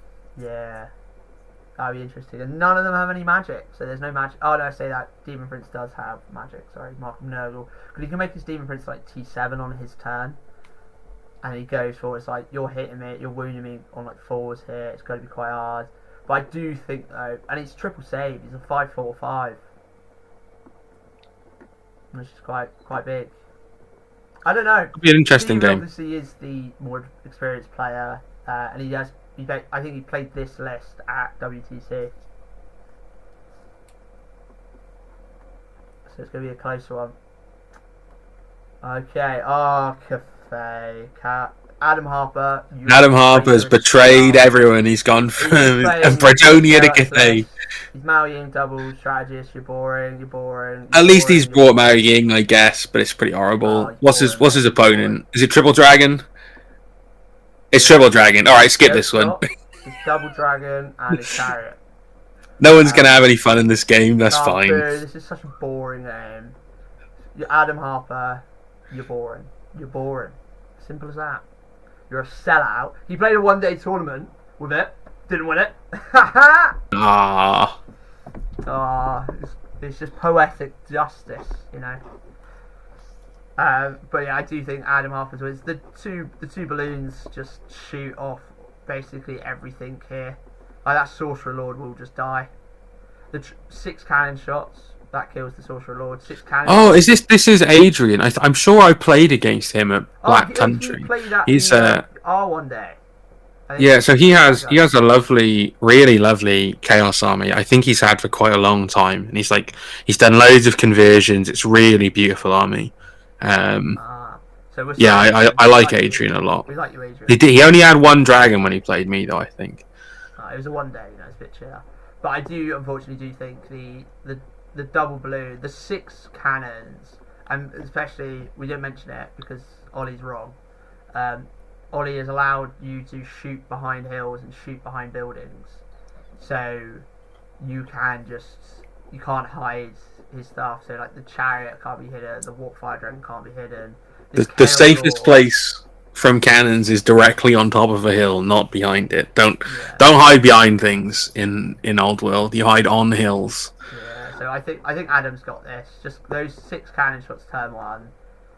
I think if Adam targets the Warfire Dragon and then the Sorcerer Lords, and then he shoots everything, all the infantry with the strategists, and then Mao Ying versus his Chaos Lord, Mao Ying wins, and he's 15 points cheaper. Make that make sense. It'll be a game. Yeah, Adam Harper, you're a sellout. However, now let's look at a proper cafe list. Ooh, this is a cool list. It's a real cool list. So he's got Mao Ying, Chad. He's got a strategist. No, he's got a Shagungan Lord. It's a Shagungan Lord. Sorry, Shagungan Lord, and he's got the double spell thing, and we're a bit worried. All 6 spells. I don't think it actually has all 6 spells. He's got 5 spells. Yeah, but he's paid for it to have the 6, but I don't think it works. And I feel really bad. No, they both say you get 1 extra spell, so you only have 5. And maybe Ollie will let him change it because we chose it solely because we can get 6. But he is -1 to hit in combat with the Guardian of Feng Shui bow. So the whole point is this is a tough monster. He's got double Jade Lancer with like Alchemist Master Morshard. He's got 16 Jade Warriors. He's got a single Grand Canyon, and he's got double Sentinel. So I played this with a Ushabti spam list, and I got tabled. Nice. I like it. I think it's cool. I don't think it abuses the stuff that's horrible, like to play against with Cathay. Miao Ying is very good, but she's also the worst HQ choice, which is hilarious. She's an auto take in probably every other list, but she's one of the worst choices in the Cathay book. You would choose like that, 100%. Yeah, it's a cool list. It's the coolest in air quotes Cathay list that we're gonna see probably. He did message me saying he's played it and he doesn't think it's very good. He feels like he's made quite a few mistakes and choices. So I hate this. Who is he playing into? Frozen. Come on, you stupid thing. Loads. We're almost done. This is match 30. We've got 11 more games. We just gotta don't read the lists. Just point out the big units that are different. You know. Oh, come on. Okay, we're back. Are we back? I just jinxed it.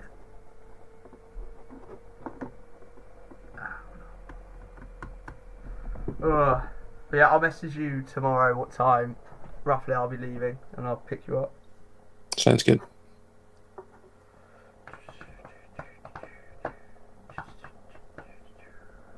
Okay, and we're back. Sorry about that. We had a bit of a malfunction. So, he's up versus Tomb Kings. So, he's got a Tomb King on Dragon, the Unkillable Dragon. Yep. He's got level 4. He's got Skirmishers. He's got Bricks Warriors, he's got some Ushabti, he's got Double Cask, he's got a Necro Sphinx. This is a cool looking Super King's army. It's very just kind of, here's some bricks, go forward, shoot. The Castics are cool. They're not going to get a lot of damage off because there's no Necromancy here. I think this would be a fun game one for both of them. The Necro Sphinx could insta-kill Sentinel because they don't have any saves. So you might choose, because Alex has gone the Jade one, so you might choose just the Oaken Shield just to give him that 5-up wards. I think this would be a fun game.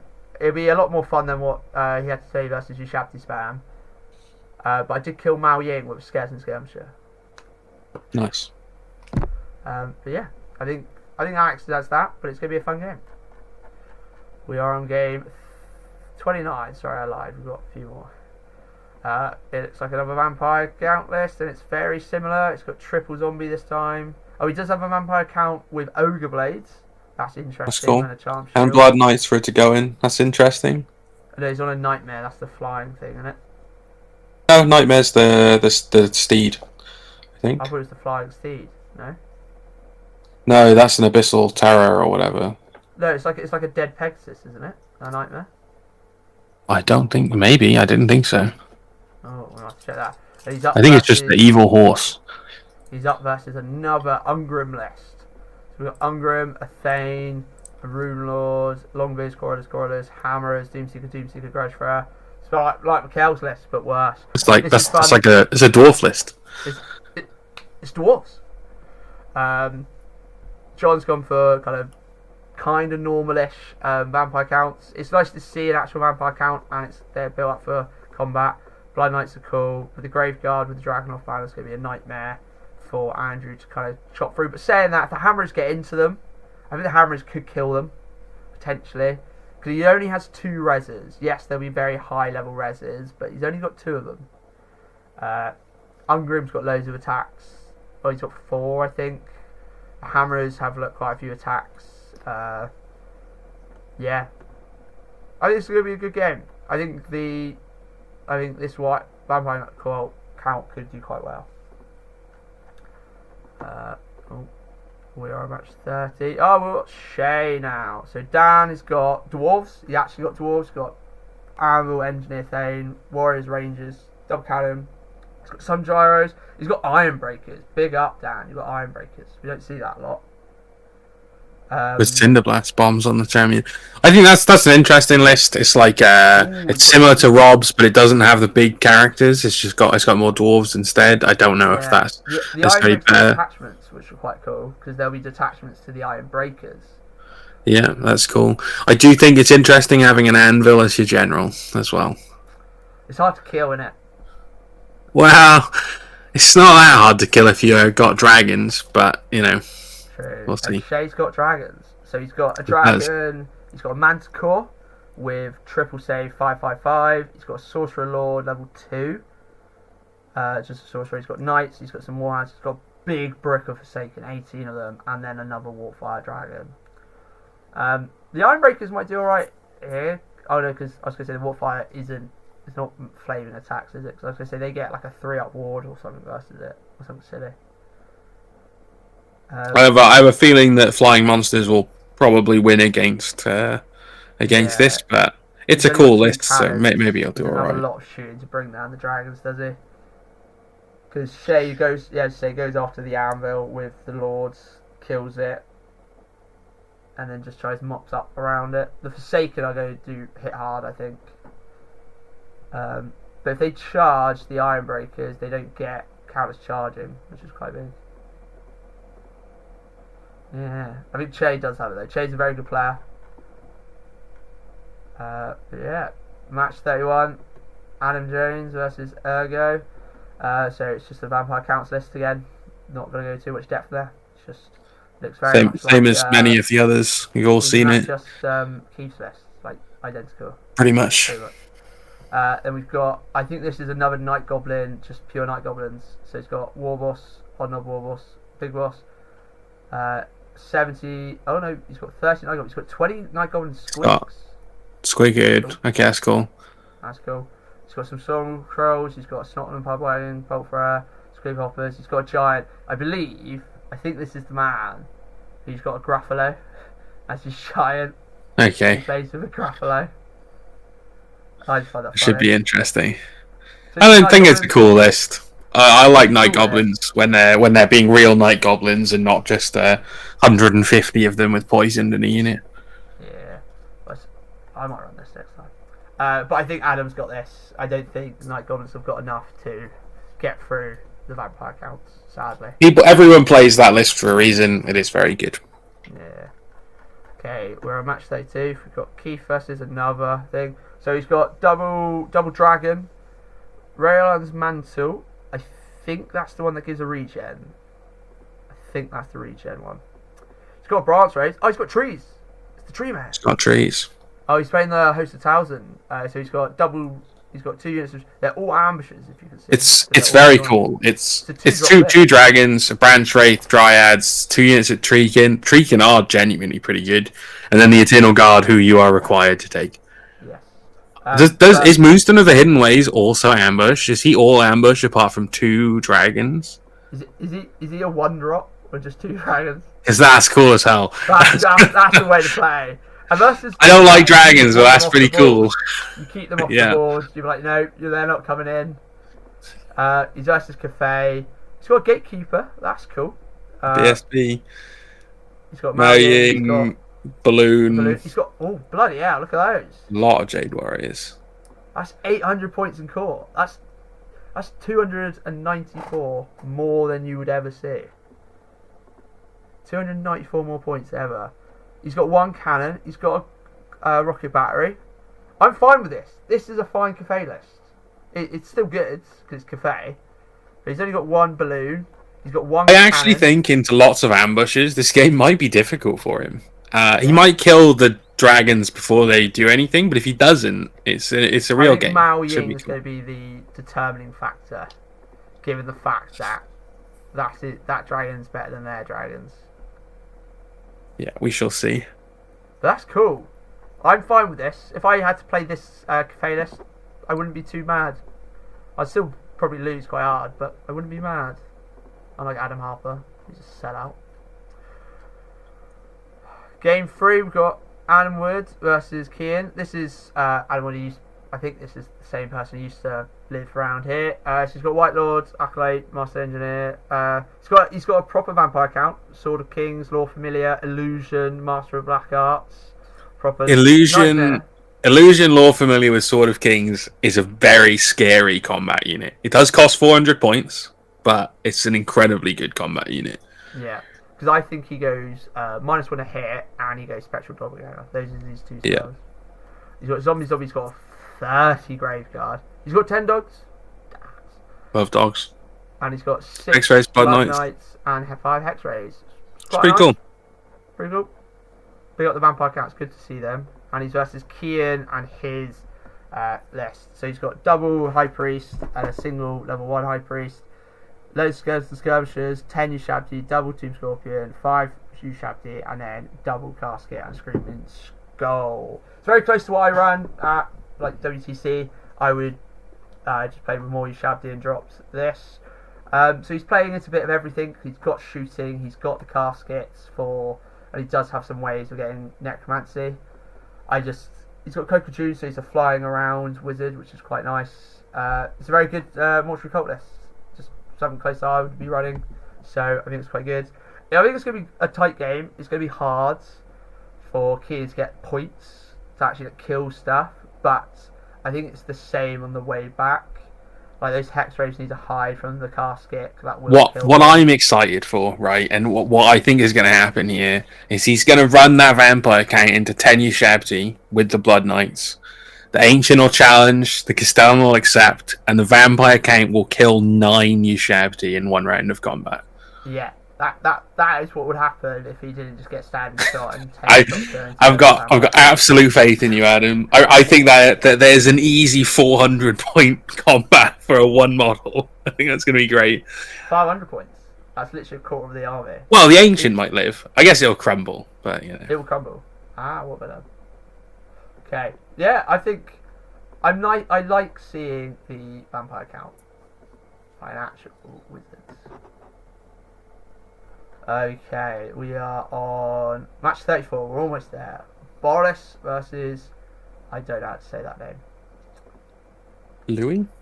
Louis? He's got double balloon. Yes, a double boring. Let's skip this one. Nobody cares about Yeah. this guy. No guys. Triple cannon, 2 fucking character balloons. Alright, you're boring. Yeah, you're boring. This Alright, is myself. it's Charlie's-ish list. Yeah, no banshees. No banshees, actually. Big unit of graveyard zombies. Dog. 10 black knights. Oh wait, this guy's cool. Holy And shit, he's got 10 10 of blood each. knights. Oh my god, that's cool. That's incredible. So those blood knights, are they not drilled? Because I think with drilled they go over 500 points. They are drilled. Okay. Oh, you can't have a magic banner. No magic banner, otherwise it puts you over the cap. That's on the graveyard. Yeah. Ooh. All right, that's cool. All right, that's real cool. But Are the necromancers on horses? One's on foot, one's on mortis engine. Okay, so those blood knights are going in unhelped. They don't need the help, but you know that should be interesting. 2 balloons, 6 cannon shots. You're dead. All right, that's pretty cool. I judged him too quickly. Like Louis' list is very cool. Once again, I would play this Vampire Counts list because you want to charge me with blood knights and knights. My Tomb Guard will hold against you. The chariots will try. But I do think Boris has it, unfortunately. Yeah, I expect so. My whole thing's frozen. This is when I upload it, and like we've actually only been talking for like 10 minutes. Please no. We do apologise if some things have been cut out. It's been a bit like that. I will probably add something on. We have now got. We're on to our last couple matches. We've got Mark v Jake. So I think Mark's list is illegal, and there is going to be looked to change it. Oh no, it looks like he's changed it. Okay, because I think Mark had technically three Great Bray Shamans. So he's got 3 Bray Shamans, 2 Great Bray Shamans, Gorgor, loads of Raise Gore, loads of Chariots, Dragon Ogres, Herdstone. So he's playing Wild Herd. Jake is basically playing the list he's played all year. He's got double Bray Shaman on foot with Elementalism. He's got 2 units of like Gore where they sit in them. He's got a unit of 4 Raise Gore. He's got some Ungor. He's got double Chariot, double Dragon Ogres, and a Shaggoth. I think I like the list. I actually think that 1.5 is improved Jake's list, and it was already a good list. I think that him spending more on core just meant that his list was better in the new version of scoring. This is the only Beastmen list you'll ever see someone only spend 360 points on characters, but it works really well, and he's a good player, so I think he'll do quite well. The only thing will be if he's against 5 wizards all shooting Vile Tide at him, maybe it'll be difficult. We'll see. If he's getting all those opponents, because he is Wild Herd, and he'll be close to a Herdstone, like you can get like +3 to cast all the time. Could be quite hard for those Dragon Ogres, etc. He does have his own Herdstone. But yeah, as I say, this is the list that Jake's been running. He's piloting it really well. He did quite well at the last Black Country. He came 2nd, I believe, behind me by like a point. And the first one, I think he came like 3rd. He's a lovely bloke, Jake. Absolute lovely man. He loves his beer. Big up, Jake. Can't wait to have some beers. Then we have Harvey versus Mark, our lovely Mark. So you've got a vampire list.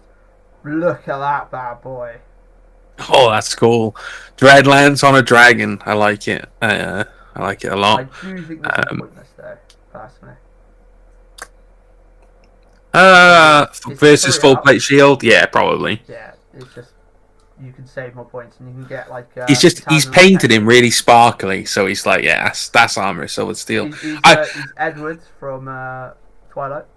Leave this guy alone. He's fought Vargeist, Blood Knights, 40 Skeleton Warriors, and a Dragon. This is a cool vampire player. And his Graveyard doesn't have the big up Harvey. Dogs. This is a cool list, and he's against another cool player, Mark, local Cardiff guy.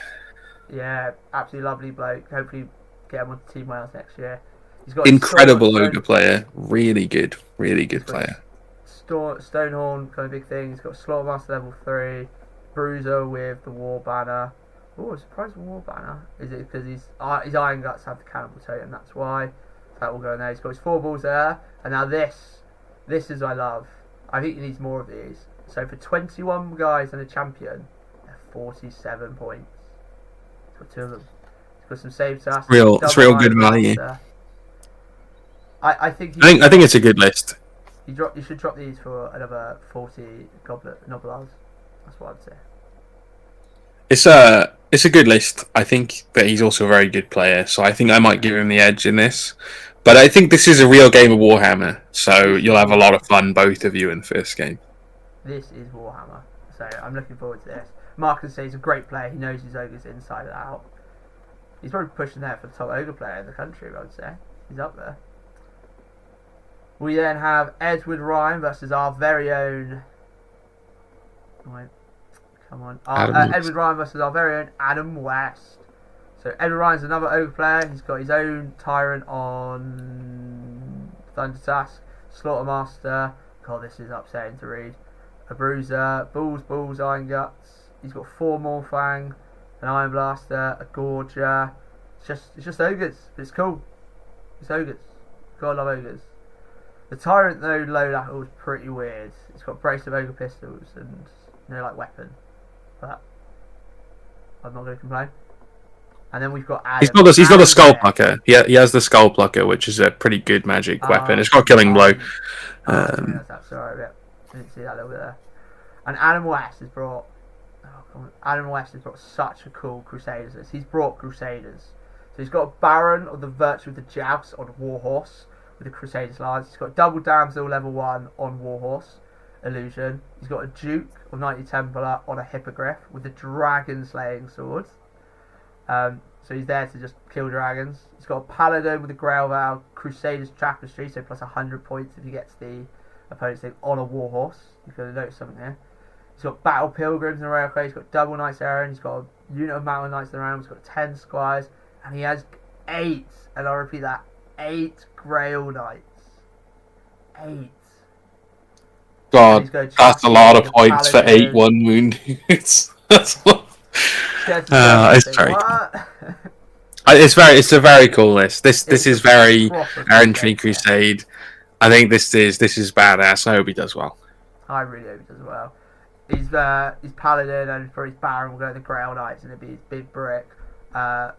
Or maybe he'll do 1 in each and then 1 Illusion Priest in each of them to make -1 to hit. Give him MR2 and magical attacks because the Damsel is so good value for Brett. Because I think it's 55 points base or 60 points base. You can make him a level 1 illusion. They get MR2. The whole unit gets magical attacks. You can't target her because she just goes to the back rank and keep her spells. You choose -1 to hit. It is a very good, cheap piece.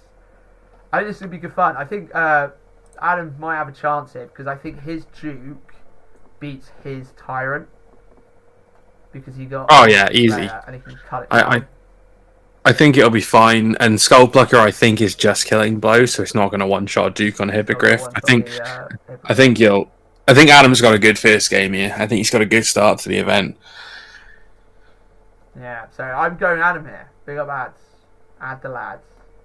Should have done spiders though, Adam. Should have done spiders.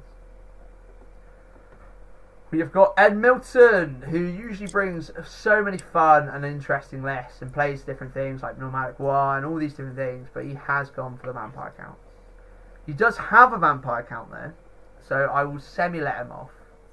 But he's still... Illusion, Wizard, Lore Familiar, Sword of Kings, and a vampire count. This is very cool. Blood Knights, Hex Raids, Graveguard, Crypt Ghouls. I think this is interesting. He's brought a bunch of just vampire units. It's cool. It's different. I think nice. The Crypt Ghouls are really good because they get the reserve moves. So they're there to get onto an objective really early. And they're surprisingly really annoying to get rid of because they can just be res back and then get the 30 points a turn that way. I quite like a little unit of Crypt Ghouls. I quite like that. Graveguard is still really good because they're Graveguards. Blood Knights are good. Hex Raids. I think it's a good list and it's nice to see a vampire count. So I'll give them that. I'll give you that, Ed. That's 3 or maybe even 4 vampire counts we've seen now, which is cool. At least if people are bringing a lot of vampires, we got something different. Maybe it's the spooky season that's brought it out. Yeah. And he's up versus a normal Brett. So he's got a Baron on Hippogriff. So ASF Hippogriff with Virtue of Confidence. That's interesting. I've not seen that before. He's got a Prophetess with Atlas of the Great Hunt. I think that gives them move recover.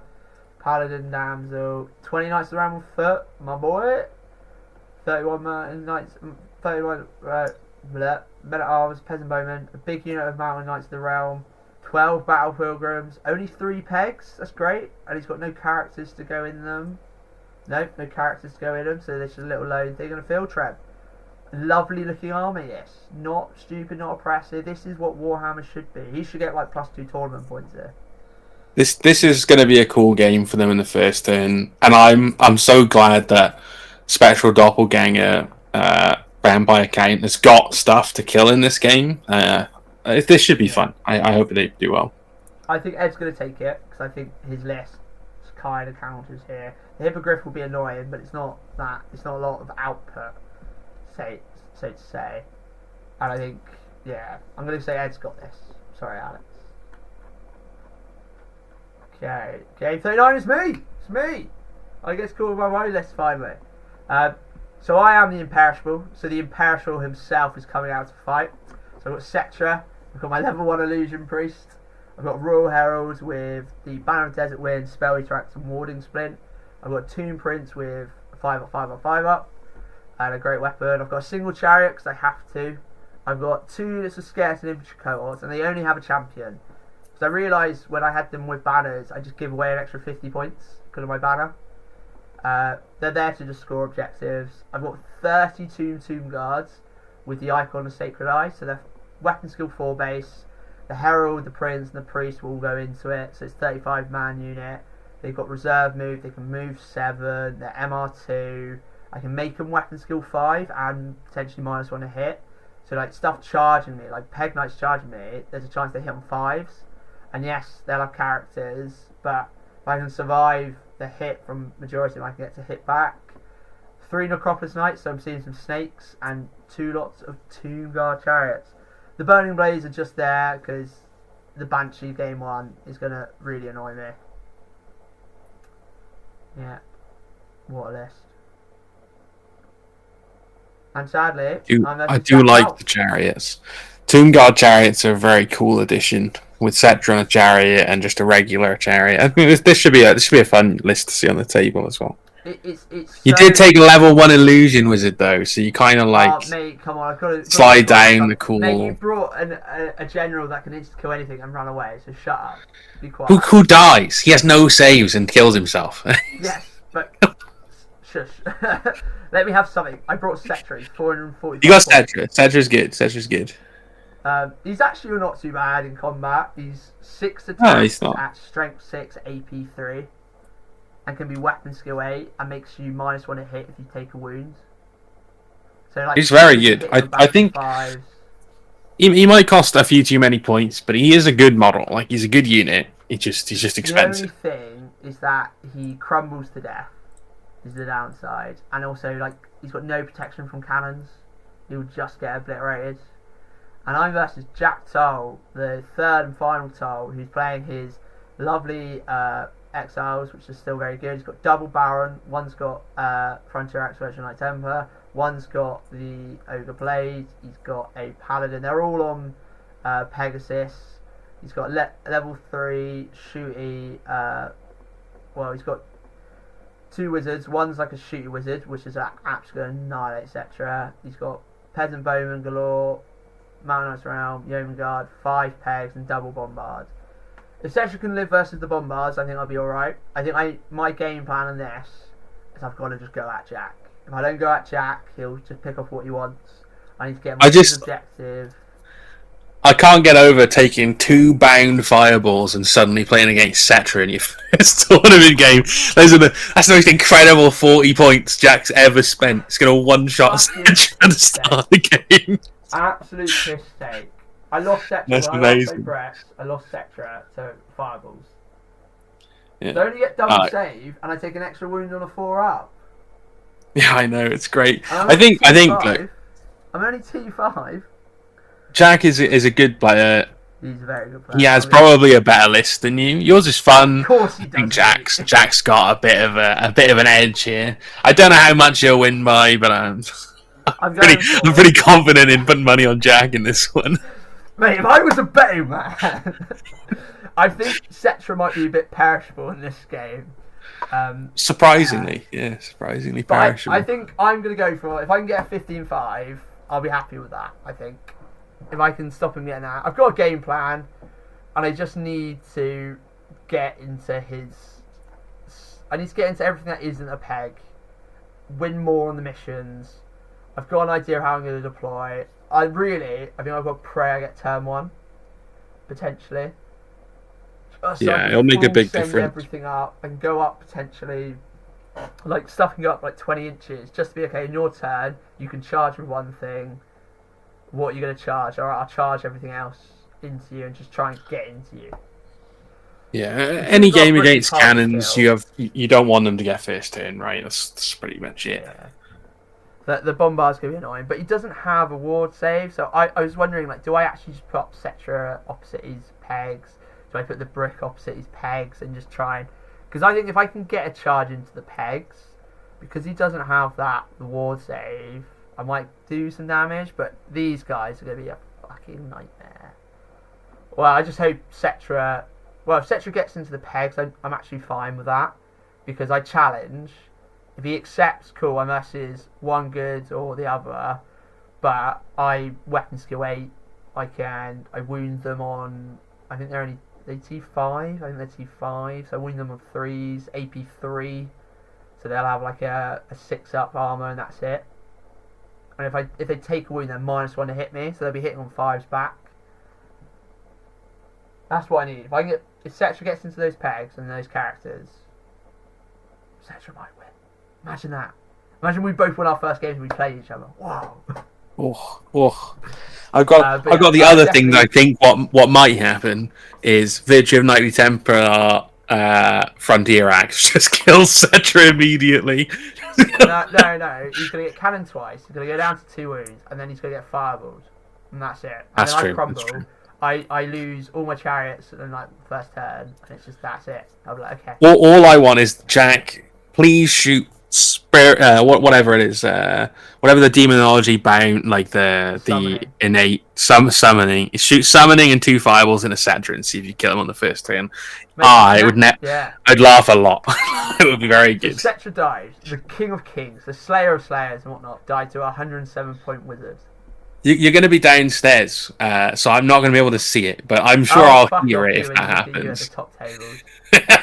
Well then, where Skaven belong, mate. Where Skaven belong. Oh, yes. And I'll play you on bottom table game 2, yeah?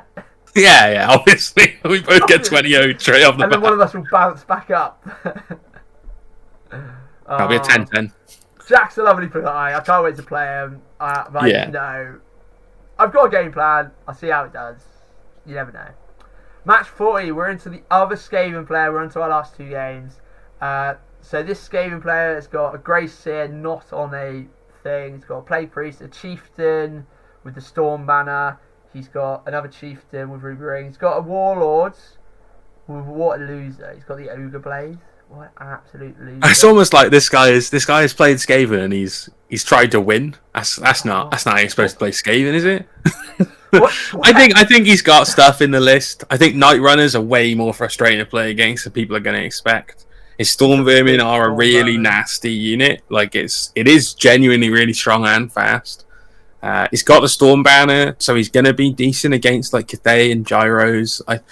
I do think he's got stuff going on. I don't rate the Plague Priest and the Plague Censer Bearers in Old World. I don't think they don't do what I want them to a lot of the time. But in general, I do like this list. I think it's good. I think it's a much better list than mine. It doesn't have the things that don't work. So Mate, your Doom Wheels are gonna annihilate. Just trust. Ben will be. I love Doom Wheels. I think they're incredible. People underrate them. Doom Wheels are the sleeper hit in my army. And he's up versus Daniel. So he's got a Baron, Paladin, the Green Bastard, another Baron. Just looks like a pretty normal looking Exiles list. You know, he's got the Green Knight, which is going to be a nightmare, but they can't charge when they come out of the woods. So that is something there. Who do you think's going to win? Skaven or Bretts? I'll let you make this decision. I I think that in general the Brats have got a lot more. Like their units just do a lot more than the Skaven lists, but the Storm Vermin will be really difficult for the Bretonnian player to get rid of. They probably win most of the combats that they're in. Yes, that's going to be the nightmare, isn't it? It depends how many attacks he rolls, basically. True. It's interesting. I think it's the Bretonnian player's game to lose, but it's not a huge advantage. Nice. Well, we actually want the Skaven player to lose because you've got to win best Skaven. I want best in race. Yeah. Sorry, David. Daniel, you've got to 20-0 him. You've got to absolutely smash him. Sorry, David. We need to win something that's Team Wales, right? It's our event, right? It's in Wales. It's called the Welsh Open. And then we've got our final game: John Marston versus John Bevan. John Marston, absolute legend. He's one of the kind of the Dudley boys again. I really get on well with John. We talk a lot. He's gone for kind of like Night Goblin spam. He's basically got like what's his face is running? Steve is running, but he's gone for not a Wyvern. He's got triple level 1 illusion to all sit in those Night Goblins to make him an absolute nightmare to deal with. He's level and he's got a big sort of war knob that's all going to sit in this Black Orc unit, so that's going to be a big brick to deal with. He's got the Armour of Mork, so that's MR2. He's got Battle Magic, so he's going to choose like Arcane Urgency, Oaken Shield. The important thing, right, is the lore familiar battle magic means he's going to be able to have Arcane Urgency, Oaken Shield, and something, I guess, Fireball. And he's +3 to cast because he's in a big unit of orcs. Like, he's going to get a lot of spells off, and the Black Orcs are going to go fast, and they are really good. Yeah, and he's got double Doom Diver. As I said, I think they're the best artillery in the game. He's got double Rock Clobber. I like this. I think this is really, really strong.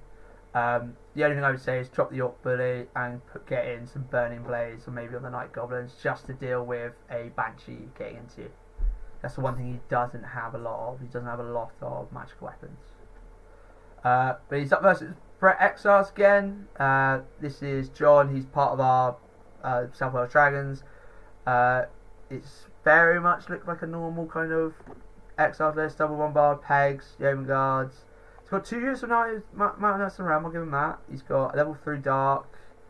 He's got the front of Thorax, the same that everyone has. And he's got a Paladin with Virtue of Heroism. Well, that's quite interesting. Then they have like 3 attacks. I don't know how many attacks a Paladin has. It's not a lot, though. I think it might be 3. Yeah, I think it's 3. Their weapon skill 6, though, I think. They're quite high weapon skill, which is quite interesting. He's got the entry banner, so he's +1 strength, which will go with Pegs. So it's quite a lot. But I actually think John's going to win this. The Fanatic spam's going to be really good. That Brick of Black Orcs is going to be a nightmare for him to get rid of. Because he's only got +2 to Dispel. And he's going to have +3 to cast. And like Oaken Shield goes off on like a 9, so he needs like a 6 on the dice or something. It's definitely... I think John's got this. And John won his one day like the week before list submission. So I think John's going to do really well at this tournament. Yeah, I wouldn't be surprised. I think it's a good list, and it's also got, especially the first round, I think it's got a lot of things that Bretonnians just don't like playing into. It's got ways of sniping characters that have units with Doom Divers and Fanatics. I think it'll be a bit of an uphill battle for John. John. So that's all the games, all 41 games. I do apologise for this only being cut ins and outs because of my system set up. But yeah, I think this is going to be a really fun tournament. There are some really big names. It's a bit of a Shark Tank. There's 82 players. It's the biggest in the UK. Technically, I think someone found it might be the biggest in the world for singles. So I think it was bigger than LGT. It's bigger than, I think, the LVO. And I think it was bigger than Val's event in Canada. So this is one of the biggest events in the world. And there's very much a Shark Tank. There's a lot to play for. And there is a lot of fun looking lists. So I think this is going to be a fantastic weekend of Warhammer. Owen, the question is, who is your top 3? Who do you think is going to be your underdog? And who do you want to win the event? So who are going to be the top 3? I think Charlie will be there. I think Pash has a reasonable chance of being in the top 3 as well. I'd like not a vampire, Who do I think has the best list that isn't a vampire? No, I don't think it's going to be Cathay. I think Cathay's going to be upset by the vampires. I think that they're good against them, but they're not great against them, and so that when they get to the top tables, I think they'll struggle. The only thought I have is that there's enough vampires, very strong vampires, and very strong vampire players that if they start playing each other at the top tables, they start getting 10-10s because they don't play well into each other, and then someone potentially leapfrogs them. But I'm not sure who that would be. Maybe a Triple Dragon player.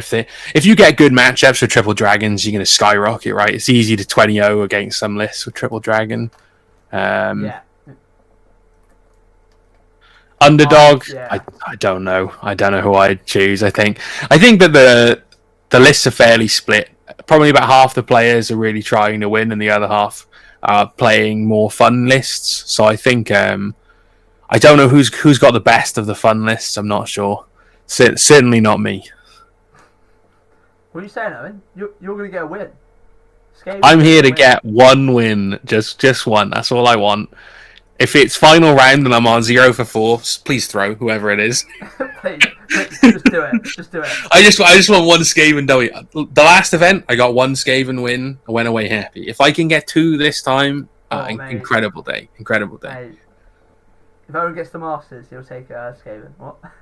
There's not a chance. You never know. You might have an incredible run here. I don't think they're as bad as people made them out to be. My list is terrible. Like, playing with units like the Screaming Bell and the Howl Pit and the Doom Wheels, they are bad. But Skaven have play. They have very good units in there. They just cost too much. But you can make a good list out of them. Yeah. I think, for me, in the top 3, you're going to see names. I think Charlie's to win it.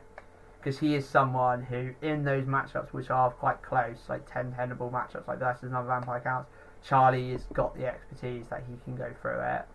I'd say Pash is going to be up there. I think he's got a very good chance. But I think you'll see people like Adam Harper, you'll see Sam Freestone. They're really going to be pushing it. It's going to be hard to call it. My person I want to do well is obviously still Chris Wilde. Absolutely love it. Chris White, sorry. Absolutely love how he's gone for that.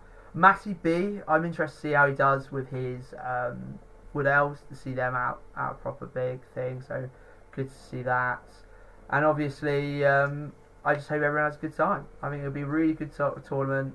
As I said, it's one of the biggest in the country, or biggest in the world. So it'll be interesting to see. Yeah. Yeah, it's gonna be a great weekend. Lots of dice, lots of shouting. It's gonna be nice seeing a room that busy playing Old World. It's gonna be good. I can't wait to be on the bottom floor and not near any of it. Yeah, cooler down there. It'll be fine. Yeah, just be on my own. Not chatting to everyone. I'll be with you. It'll be fine. The game's here. Yeah, me, you, a couple of the other boys. We just play each other. It's fine. It's alright. Play our own little tournament. I won our tournament. What? Best. All right. Well, we'll find the people who've got the fluffiest lists, and we'll have a little event between us of who loses the least. Mate, just cut us out. We've all dropped from the tournament. Can we have a subs tournament? I know, but I think it'd be a really good tournament. I think it'd be really good fun. Everyone, I know quite a lot of people going, which is really great on the community side. So I'm really looking forward to seeing everyone, like all the Dudley boys, all the Team England boys who we saw in Germany. It'd be really nice to see. But yeah, really looking forward to it. I think it's going to be a fantastic event. Well done to Ollie for getting all 82 people playing, getting them all down there. Obviously, we might see a couple drops here and there, so matchups might change on the Monday, but on the Saturday. But we'll hopefully wait to see that. But yeah, any closing thoughts, Owen? No, I think we've gone over everything. It's going to be fun. Good luck to everyone, and look forward to seeing you next weekend. Yeah, see you guys next weekend. Ta-ra!